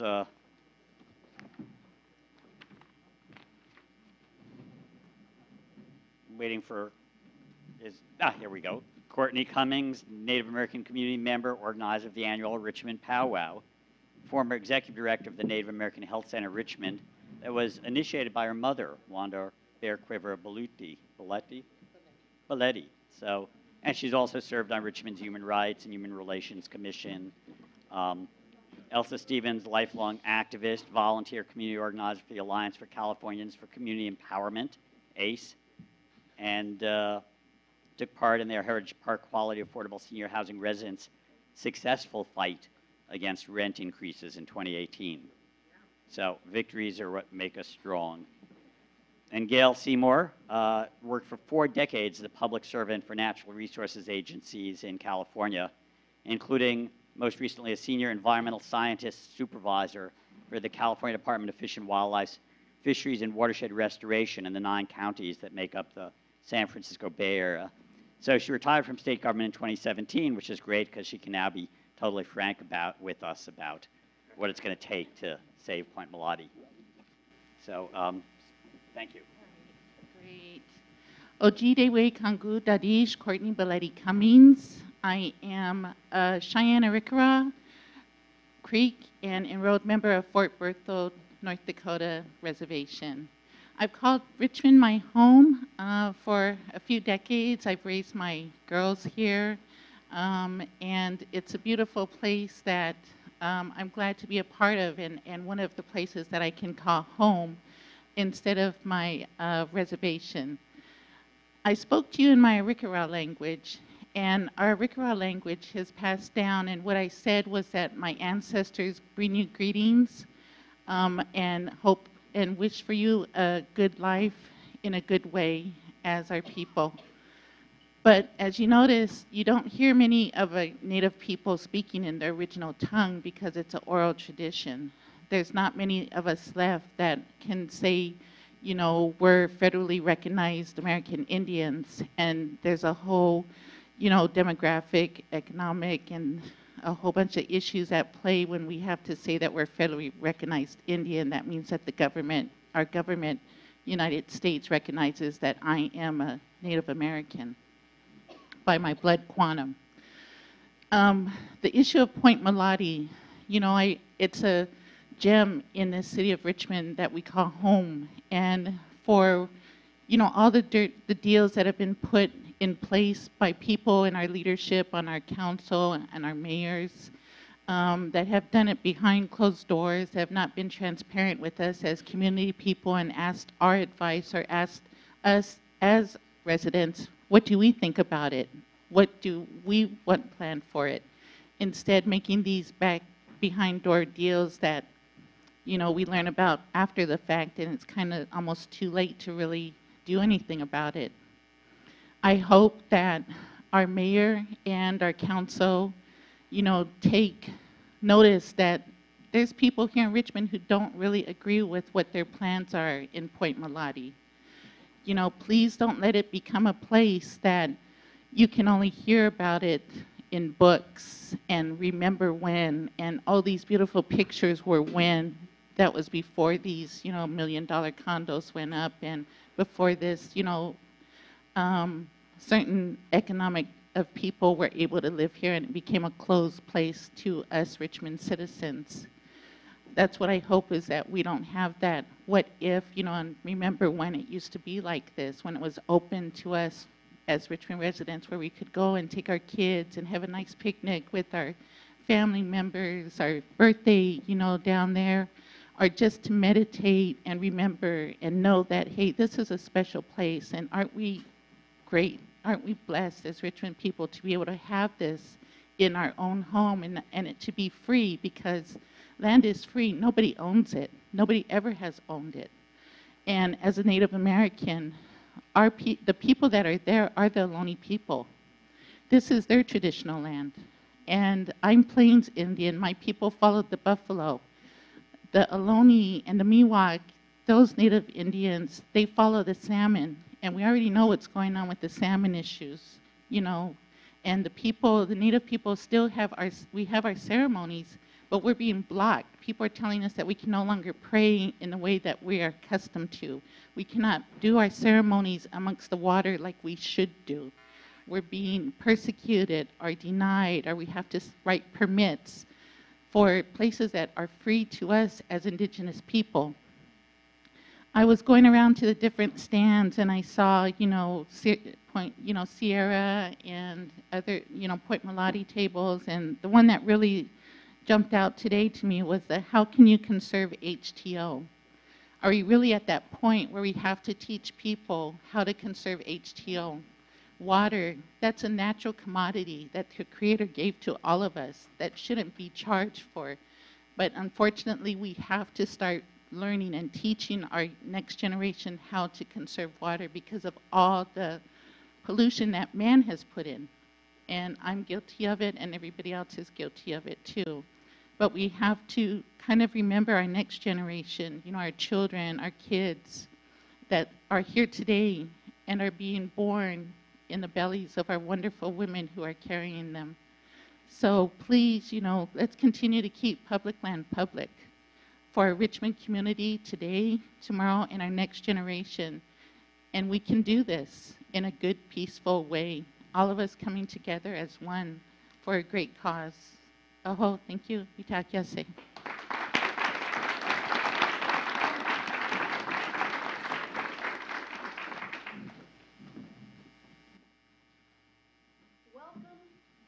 Welcome to Gonzo activism.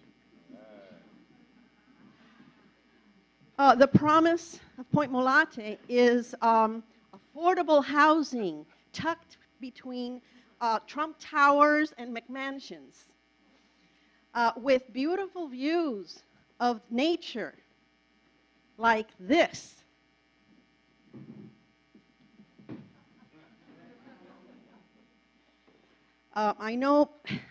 I think I'm surrounded here by a bunch of old rich hippies.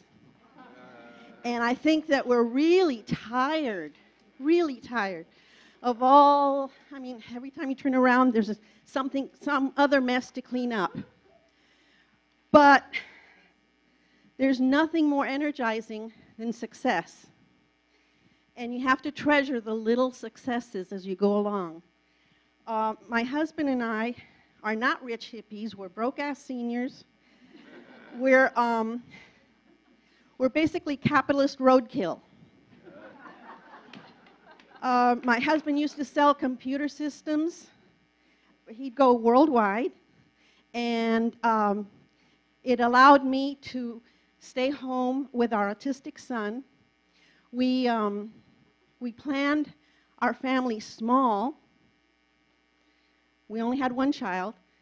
He's autistic, so luckily I had all my energy for him.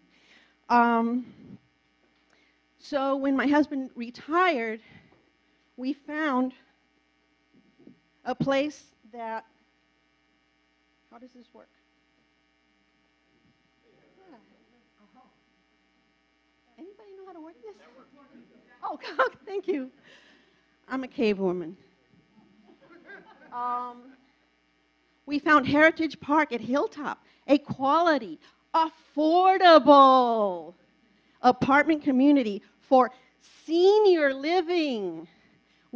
We are on fixed income. Perfect.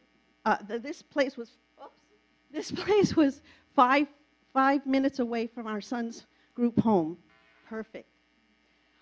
They told us when you put, I keep changing it. Okay. These are our neighbors. 2 of the people in this are already dead. That's my husband up there. That's not a MAGA hat.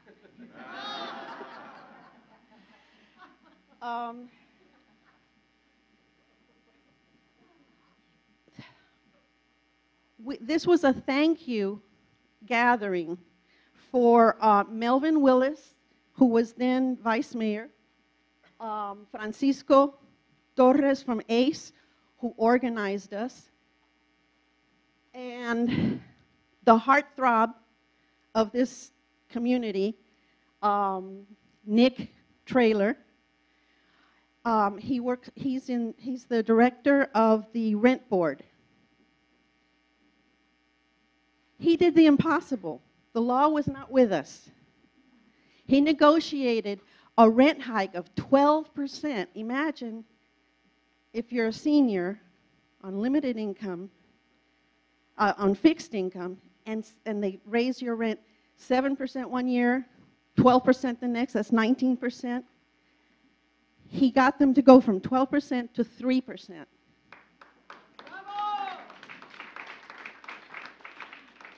This is some of my handiwork.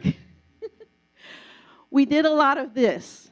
We also did letter writing, canvassing, phone banking, everything to pass Prop 10. It didn't pass.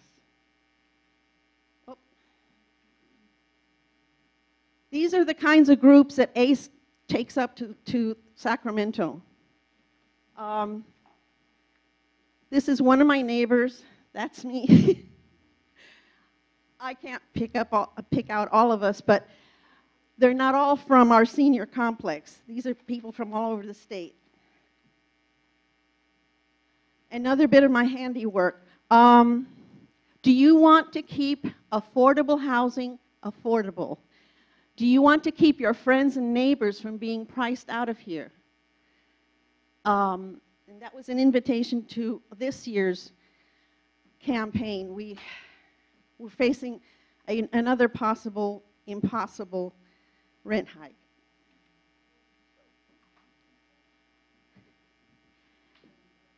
This man is trying to pass AB 36. His legislation would specifically help our building. The problem with our building is that it's too new for Richmond's rent control. It's just old enough for his bill. So we were up there. This is my friend's shoulder over there. That day, we didn't take a bus load.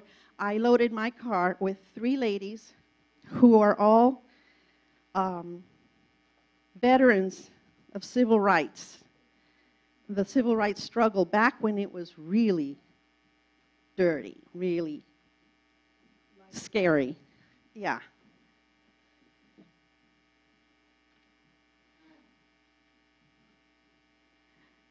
This is an invitation for our latest busload up to Sacramento.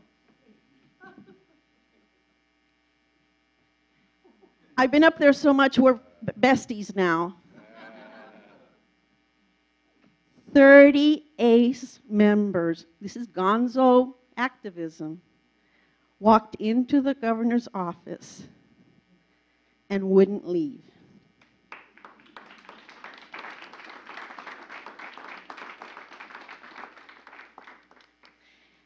Four stayed behind overnight. That has never happened before. They made history.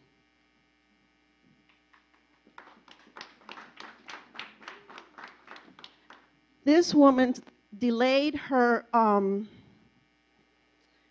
her cancer treatment for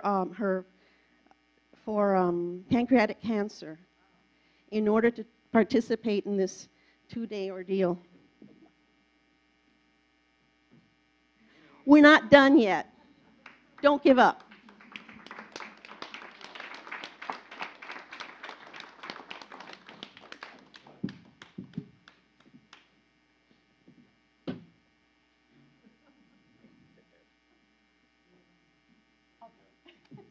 Thank you. Thank you.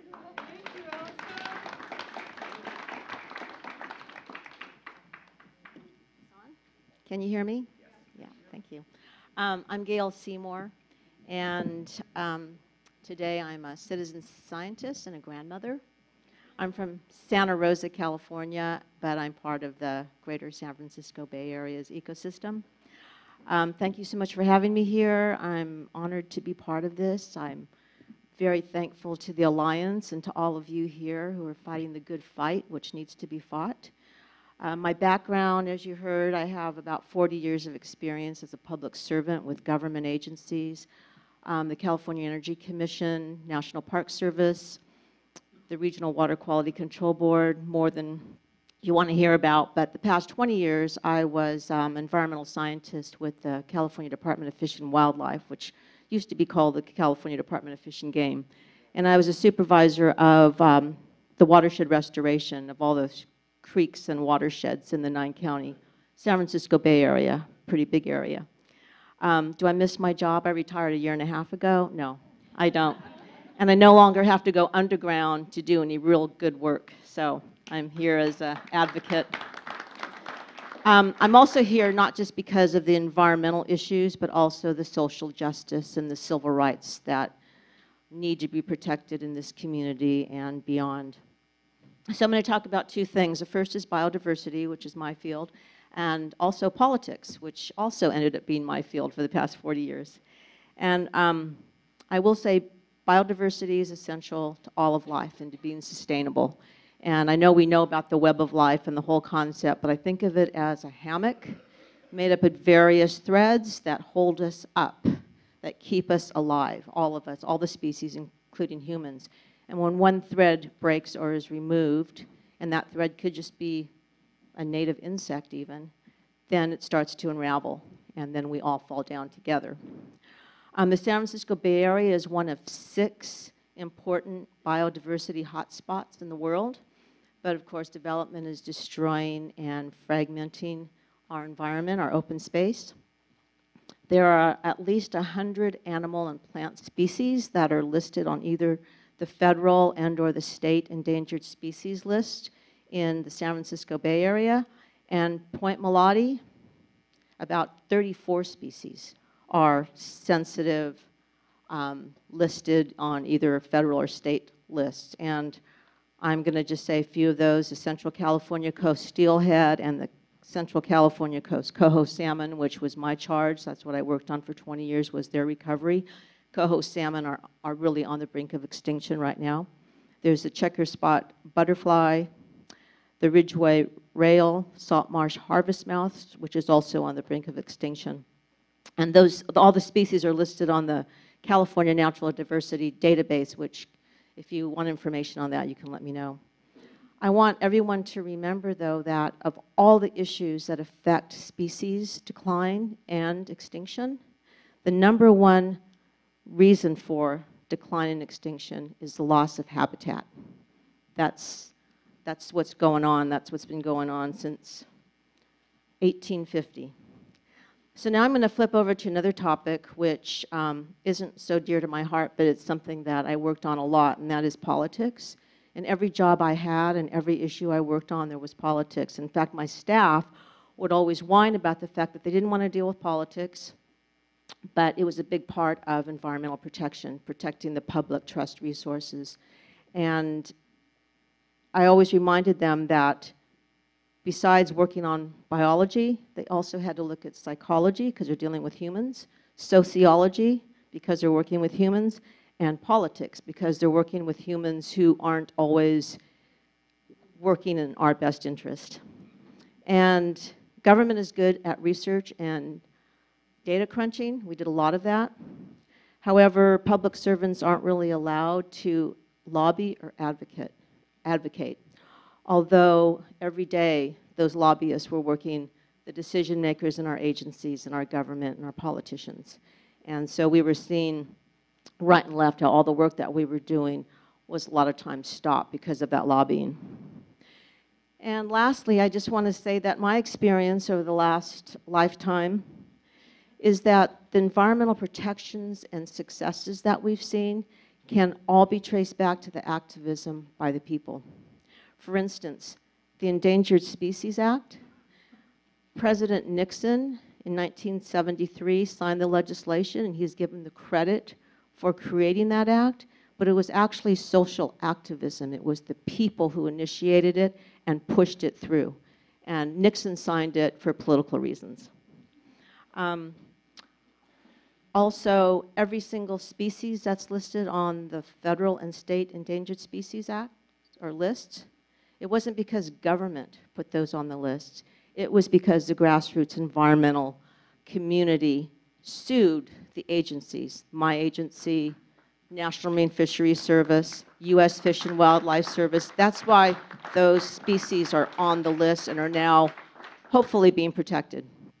And then I have 3 take-home messages for you. The first is, when your politicians who are public servants aren't serving you or doing their jobs, then they need to go.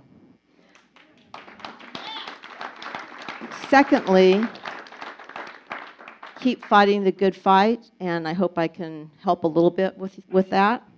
And 3 is power to the people. Thank you.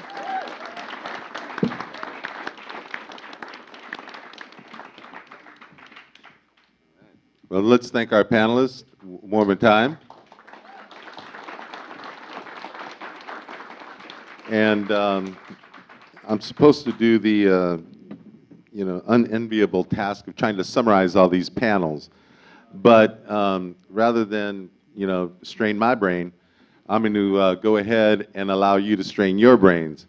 So let's talk about the first panel, Keep It Public, Environment and Recreation. And that was Catherine Boyer, Noah Oppenheim, Tony Wright, and Diego Garcia. So I'm going to let you guys summarize it. So what were the summaries? What did you get away? What did you take away from that first panel? Yes?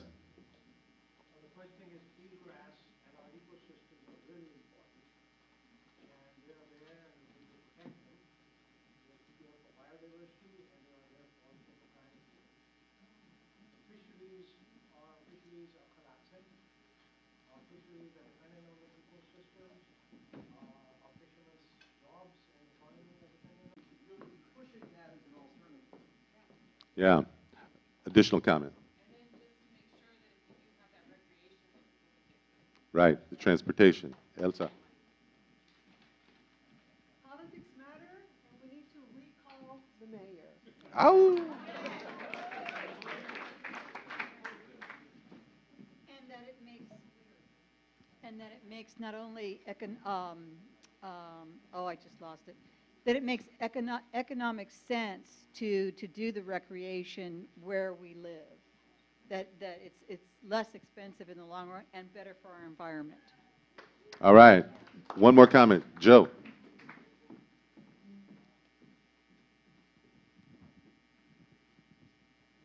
I've done the, can you hear me? Yes. Yeah, I've done the financial analysis, and to paraphrase John Knox, the city's former bond counsel and supporter of Tom Budd, one way or another, the taxpayers are going to pay for this. Yep, that's right. All right, thank you. You guys must have been great students in school. All right. Now, let's summarize the second panel, Death and Taxes, Safety and Finance. That was Jim Hansen, Tony Hanna, myself, and Greg Karras. Who wants to start us off with a summary of that panel?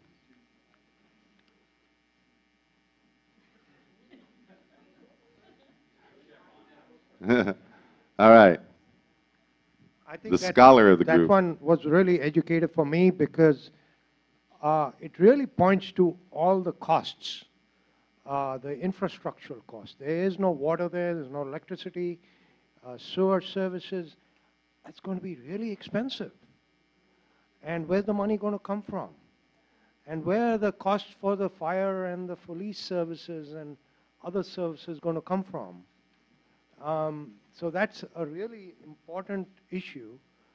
And from the real estate point of view, the second speaker, which was, I think it was Tony Hanna, I think she pointed out the fact that that's not a very attractive place for developers. It's a really risky place. It's got climate risks. You're going to have 5 foot of sea level rise by 2100. You're going to have, possible earthquake and so forth. And so it's not a good place for realtors, and unless somebody is willing to insure the risks, and if insurers can't be found to do the risks, that in itself might discourage the other side from proceeding with a big development.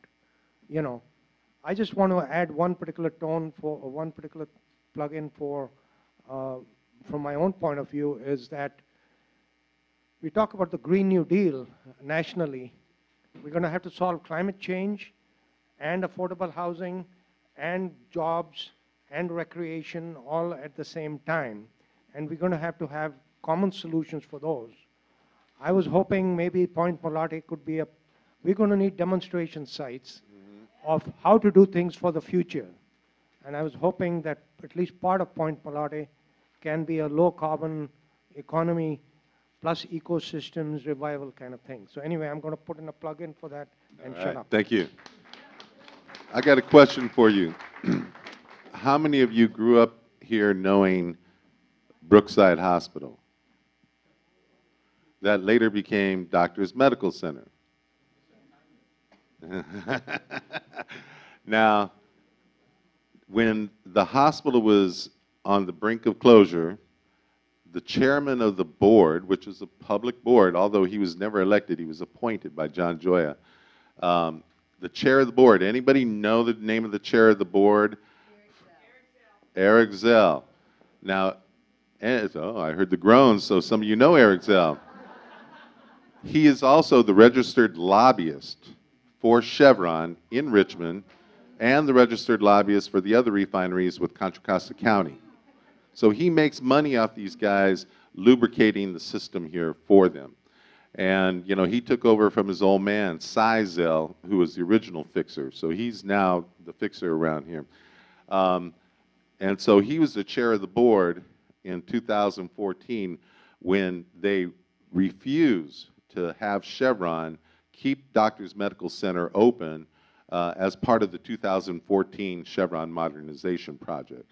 So we have people who are living here, raised here, making money here, who are working against our interests. And so mark that in your black book. That's Eric Zell. Now, one of the other things, since we're still on this panel, before I start preaching, who else wants to comment on any final? Andres. Yes. Andres, here in the back. Tony, in the back. In the back. There he goes. Hey, I just wanted to raise, you earlier had mentioned the fact that we have a small planning department. We have 4 people in the planning department. Of course, the mayor has been successful in diverting all of their attentions to his projects here, which made sure that the other businesses of the planning department aren't getting done. Also, people who cut the weeds, people who try and take care. We only have 9 people employed by the whole city. 9 people. So here, people are pointing out that what's going to happen with this is it's going to be a tax drain. And also, one of the threats of the tax drain is we're going to have more layoffs in the city of necessary city workers, whose contract right now, by the way, is in negotiation. So we need more city employees because we need some more tax base, and this is going to suck money out of that, cause our services for the rest of us in Richmond to be cut back. I think that's a good summary. Actually, there was somebody who had something to say earlier. Okay, great. Tony. Yes. I learned a lot about my background. I was trained in urban planning and development. When I first moved to Richmond, people used to say that, why do you live in Richmond? Oh, I'm sorry. I said my background is in urban planning, and I moved to Richmond because it was kind of a little secret. And I always have my friends from work says, why do you live in Richmond? And because that was when the crime rate was high. It's kind of interesting now to learn the history of Richmond, of who was, who we are, and where we will be. What I'd like to add is that our organization have a mandate to hire females. Those of you who know about Title IX, that's kind of fading away. And one of the things we would like to do in our sports structure is to make sure girls get to play. When I look around this room, there's more females than men. There's nothing wrong with us men, but we need to step up. So my point I'm trying to make is that we have an opportunity to invest in our community, and what we have done is, although my organization is in Albany and Berkeley, 70% of the people we employed are from Richmond. And so we need to turn that around and start giving kids first job, teaching them what they love. And I don't know about you guys, but if I got a job working at soccer when I was 18, 19, I'd love it. So this is an opportunity for us to invest in our community, the female population, 50% of our population, and also our overall youth development and their health and welfare. And so, on that note, I just want to tag on to the lady that talked about Native population. I want to tag on about the history of Richmond, because a lot of people living in Richmond now don't understand the history of why Richmond is. So thank you very much. Thank you. So we only got a few minutes left, so I'd like to focus on the summary of the Serve the Community, Not Wall Street. Don't risk our land and waters. And that was Courtney Cummings and Elsa Chinea Stevens and Gail Seymour. Who wants to give us Tarnal?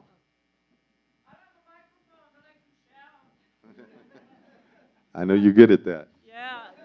Yeah, I'm kind of the rabble rouser. Gail talked about how important that it was, with the endangered species, and that the loss of habitat is the #1 reason that we lose them. And I'm reminded about that the littlest fish in the ocean is the bottom of the food chain there. The eelgrass is the bottom of the food chain. And without that protection of that eelgrass, we start losing the life in the bay. And at some point, higher up the food chain, we're going to lose ourselves. So thank you to all of the scientists that remind us of this. All right. Thank you. Additional summary. Could I make a comment about the developer? That they're Real quickly, because we're trying to do the summary. Because I didn't get a chance to say, in case you guys don't know SunCal, the corporation that the city is negotiating with for a $45 million sale. Ask anybody in development, they're well known as they buy raw land, they get it entitled, and then they sell it. So they're just there to make a profit. They are essentially flippers. Have you ever seen a flipped home? Okay, so that's what we're dealing with right now. There's no promises, there's no nothing, it's just pure profit that they're after. So we can't let that happen. All right. William, summary here. Well, just to reemphasize what you said, Gail, yeah, applaud the scientists, but they really aren't the voice. We need to be the voice, and we've been successful in the past, and I encourage us all to keep the voice. All right. Okay, go ahead. I just wanted to make a comment to Elsa, whose presentation was so good, and that is that her new buddy, who is, I think, the grizzly bear that she showed in the slide, is our state mammal, and it is extinct. It's been extinct for a long time. I just thought I'd mention that. The grizzly bear. Yeah. It's extinct in our state. So now it's a fetish in front of the governor's office, and everybody rubs its nose. That's always all shiny. I just want to say whatever, after we kick the developers out and claim Point Molate for our own, I want to know how we best honor the Ohlone people and all the Native people in that park that we're going to create. And I really hope we have input from the Native community so that they can also decide what they want to do there. Thank you. Because it would help us all. All right, thank you. We got one more summary over here.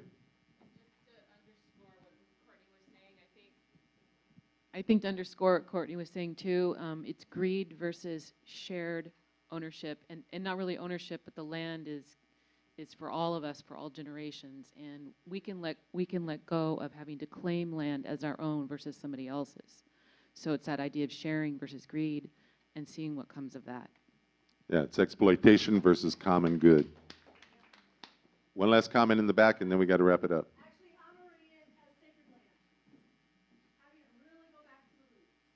All right, thank you. So thank you so much, everybody, for being such good students here today. And I'm going to turn it back over to David, and now we're going to talk about the alternative, the community plan. Yeah, I mean, I'm actually hopeful, kind of realistically optimistic. We got one of my books there for sale, California, the Golden Shore, California's love affair with the sea. And my late friend Peter Douglas said, the coast is never saved, it's always being saved. But we have a history in the state of doing right, of turning around really bad attempts to take away our public lands and our public waters. And when you talk about, growing solutions faster than the problems, we're 40 million people, we're the world's 5th largest economy, and we're doing good by our future. And this is an opportunity. I mean, the establishment, including our mayor, all is saying, well, we know what you're against, greed, stupidity, but what are you for? And so we're going to do, we've begun a process for a community plan for Point Molate. And Robert, who you saw earlier, and Sally Tobin, who's one of our Point Molate Alliance activists and recreational kayaker here, going to do a brief presentation. Really important that you, if you haven't signed up, please do, and check the thing that says, I want to be an activist, because that's the only way change ever happens. And change for the better, here's the better. Thanks, David. So, Sally, why don't you come on up? By way of introduction, why don't you have a seat or stand? What's going to happen here? We have 12 years, according to the UN, to do something to stop climate change from basically frying the planet. And all of these issues are not just international. Most of the battles are going to be fought locally. And here's a prime example of where we can and should be doing something local. We have the healthiest eelgrass in the bay right here in Point Molate, and we can do something about this. And part of it is proper planning. So Mayor Butt wants to build a housing project right in the middle of a pristine watershed and destroy in the process the best eelgrass beds in the bay. And as you know, eelgrass is more successful at sequestering carbon than rainforests. It is the best. So we need to do something about that. Now, in order to do that, we've worked on what would be a better plan. The mayor's plan, as you've heard, will be a financial disaster for the city of Albany. These units will have to be sold. Richmond. I'm sorry, I live just over the border in Albany. I missed Richmond by a minute. Anyway, so here's the thing. In order to buy these units and make it financially profitable for the developers, they're going to have to be selling these units at about $900,000 a unit, and then they're going to have to pay about $250,000 to $400,000 in addition to that to pay for the $500 million or $400 million or $300 million that the city estimates is going to be the infrastructure costs. So these are going to be really super expensive.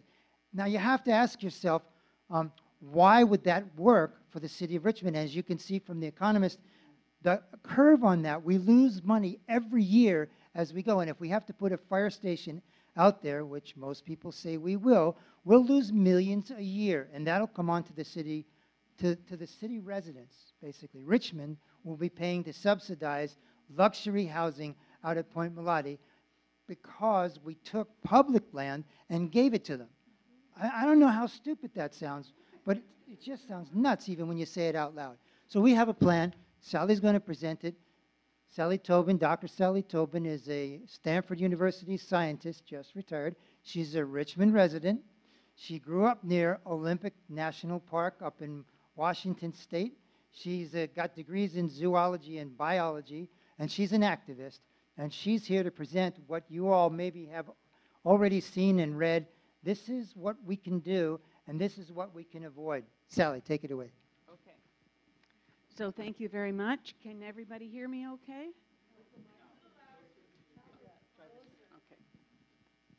Okay. Quality control. Is this better? Okay, fabulous. All right. So I'm going to stand over here so I can sort of have a prop, and I hope I won't be in anybody's way. Okay. All right. So we're going to be doing some fast slide flipping. Okay.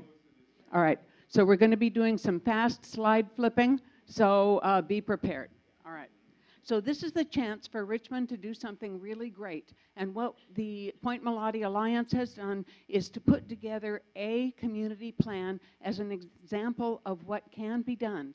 And what we really want to do is invite input from everybody so that it really is derived from the community and serves the community.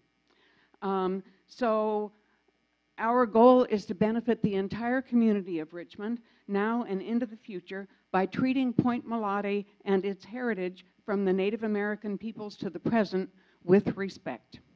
Next slide. This is Point Molate in existing conditions. I don't have a pointer, so I can't really point out the Winehaven area down just north of the actual point. I have a pointer. This is great. I have a really expensive pointer. Okay, so there's the Winehaven area, which is a historic district, and then there's the actual point of Point Molate and the pier that stretches out from that. And then this is what's referred to as the South Drum Lot, which is where the Navy stored the 55-gallon drums of various kinds of petroleum products. And then this is the Point Molate Beach Park, which is just a lovely place.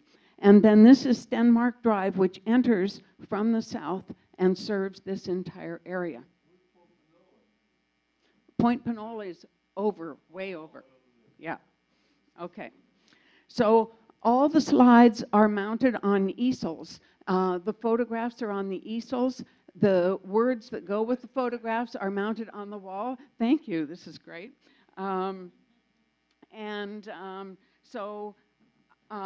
Every community aspiring to quality of life creates spectacular open spaces.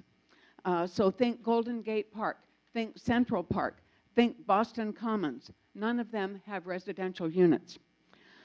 Our community has the opportunity to ensure public ownership of this shoreline watershed from the ridgeline. Could you go back a slide? From the ridgeline up here down to the bay. And so Richmond can protect Point Molate for the public, create a world-class park, and restore the historic Winehaven Village. So let's plan this well. Instead of being rushed into ill-considered private development, let's move to protect our waterfront for the people of Richmond and for generations to come. So let's go 2 slides ahead. There we go. Okay, so this is a photo of what we envision for the version of the community plan that we're all walking through together. There's the restored Winehaven Historic District, which also would include a rustic hotel and conference center and an education area. Notice that the point is now completely available for public picnics and gatherings. And then here we have recreational fields for soccer or other kinds of events. And then the beach park would remain and would be upgraded. So you can even see the magnificent purple eelgrass, which is out here, both south of the point and also north of the point. Thank you, Robert. And much of this, and this habitat, as you know, is essential for the biodiversity in Point Molate, and much of this would be destroyed if housing is built in the watersheds uphill of the eelgrass. So your grandchildren will be proud that you preserved Point Molate for people and nature, and we can take the time to plan this well because we can hang together as a community and make these important choices. So next slide, please, and then the following slide. These are the areas that the city has proposed to be developed by housing. And so all of this would be privatized and no longer available to the community. Unfortunately, the city agreed to settle a lawsuit by the failed casino developer to sell off Point Molate and to split the profits of that land sale 50-50 between the casino developer and the city of Richmond. But to make this work, the taxpayers of Richmond will ultimately be on the hook to subsidize these plans.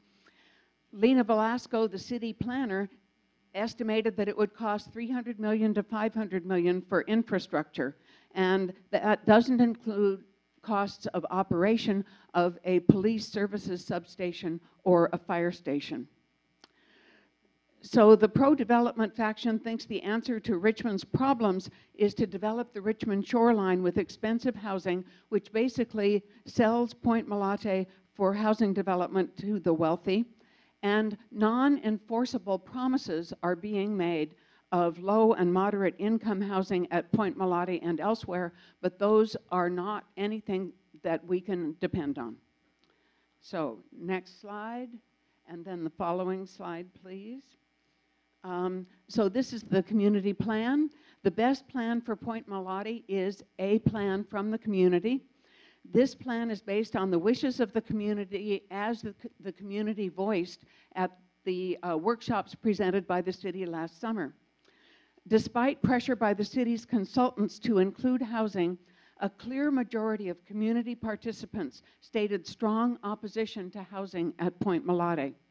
They opposed building any residential housing at Point Molate, and instead they advocated mixed mixed income housing where infrastructure exists. The consultants hired by the city ignored this community feedback and offered only a choice between two privatizing plans, both of which involve the construction of substantial residential housing at Point Molate. Community members responded under protest that the number of housing units should be minimized and that building on the south watershed, which is right here, this is the south watershed, sorry Robert, I'm cutting into your job, should be avoided completely, as in the plan that we are presenting today. Okay, all right, so 2 slides ahead, please. One more. Okay. So the community plan calls for open space for the whole area to be a park, except for thank you, Robert, playing fields,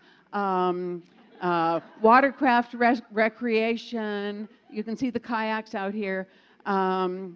Picnic places, camping locations. Oh, this must be an earthquake. Hiking and preservation of the eelgrass beds and natural habitat. So the public beach would be more open. The hotel and conference center would actually return substantial funds to Point Molate because the tax rates are higher than what we would receive from property taxes. And it also calls for building housing where there is infrastructure and for a very thoughtful, open process to create a legacy for future generations. Or wherever infrastructure exists. Okay, next slide, please. So having a world-class beach park is for everybody, and teaching kids and teens to use the bay and respect it instills confidence and a sense of adventure. 2 slides forward, please. I feel like one of those records where, you know, you play the thing and I turn the page. Okay, so Richmond loves its shoreline. Our kids love the beach and love challenges, and we can have this at Point Molate if we want it. Next slide, please. Next slide. Okay, so this is a view from the beach park looking across Stenmark Drive to the east. And even though this hilltop looks really close, it's actually about a brisk 30-minute walk from Stenmark Drive up to the top of the watershed. So what you can't see in this photo is the critical role that this watershed plays in nourishing the eelgrass and in filtering water back down to the bay. So this is one of the most important ecosystems in the bay.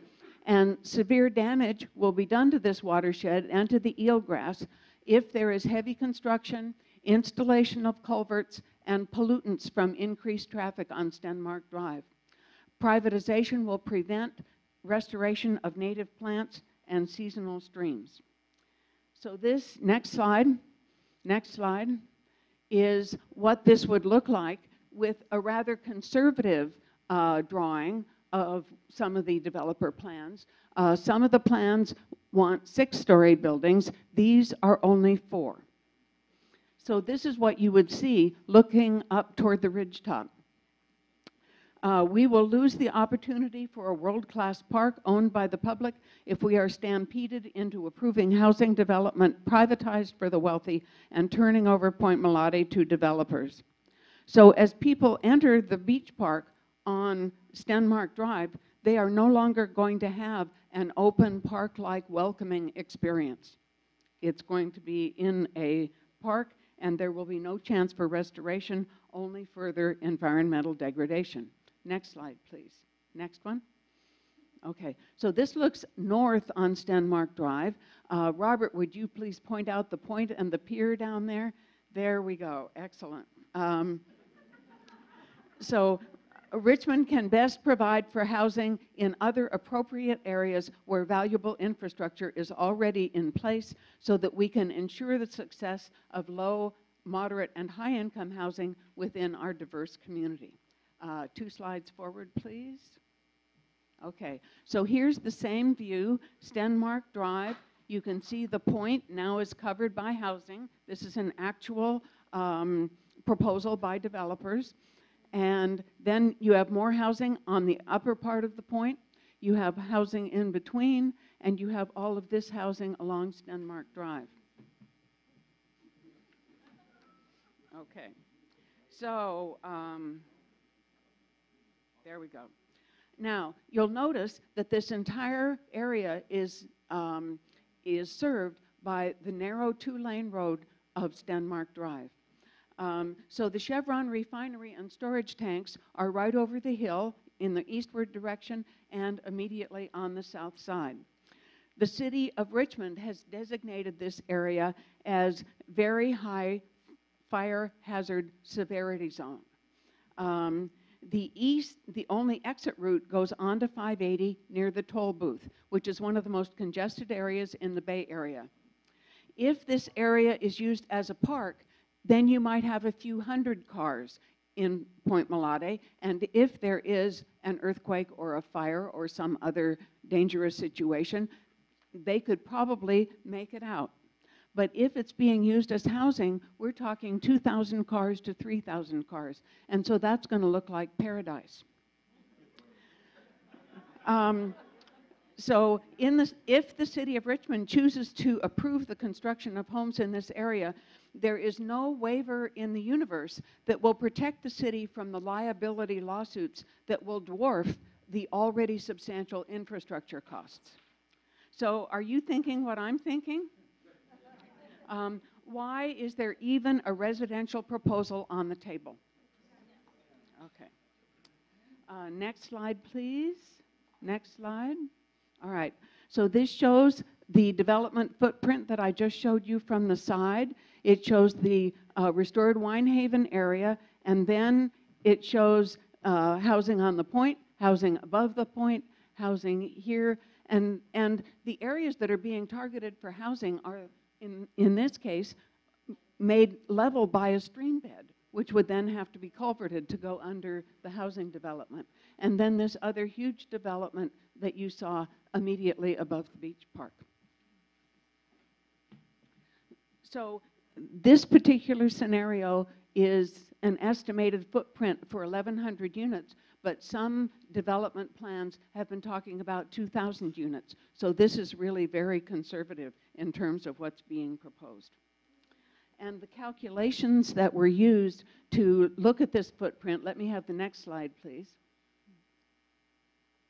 There we go. I'm not going to go over these in detail, but they're presented on the panel right over here, and the more detailed calculations. There we go. I don't even have to point, do I? Okay, next slide, please. And the following slide. Okay, so we can have a community plan.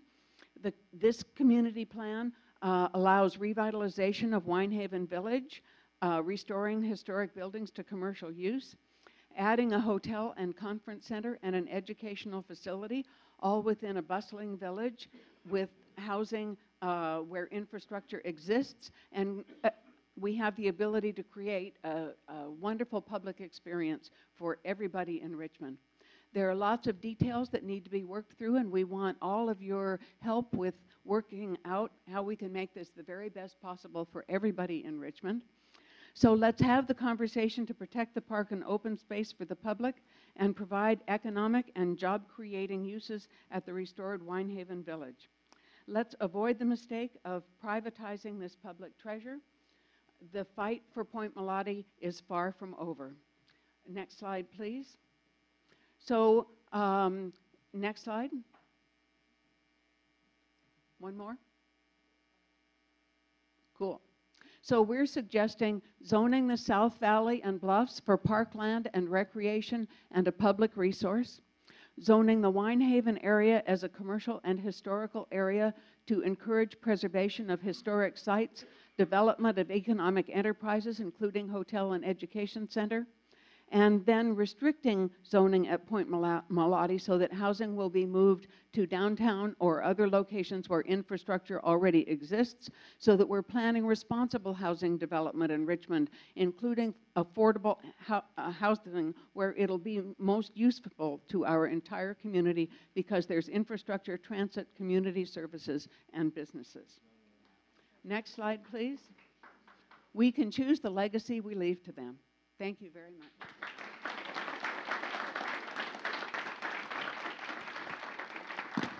Can we keep this photo up? Thanks. That was a tremendous amount of work put into that by volunteers. Thank you so much.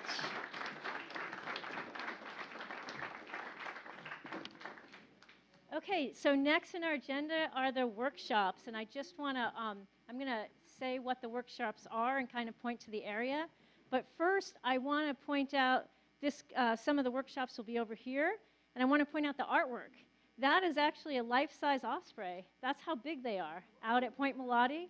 That was given to us by Tony Brake, who studies the osprey, and he works with the Golden Gate Raptor Observatory. But Jeannie Quartz painted that. We were just given the plastic drawing, so thank you, Jeannie Quartz. It's an amazing painting. Jeannie, do you want to stand up? And also over, yay! Also over here, I want to thank Tarnell Abbott for the original artwork. Tarnell, where are you? And especially for, yes, especially for the great Point Molate fire that we're all here to prevent.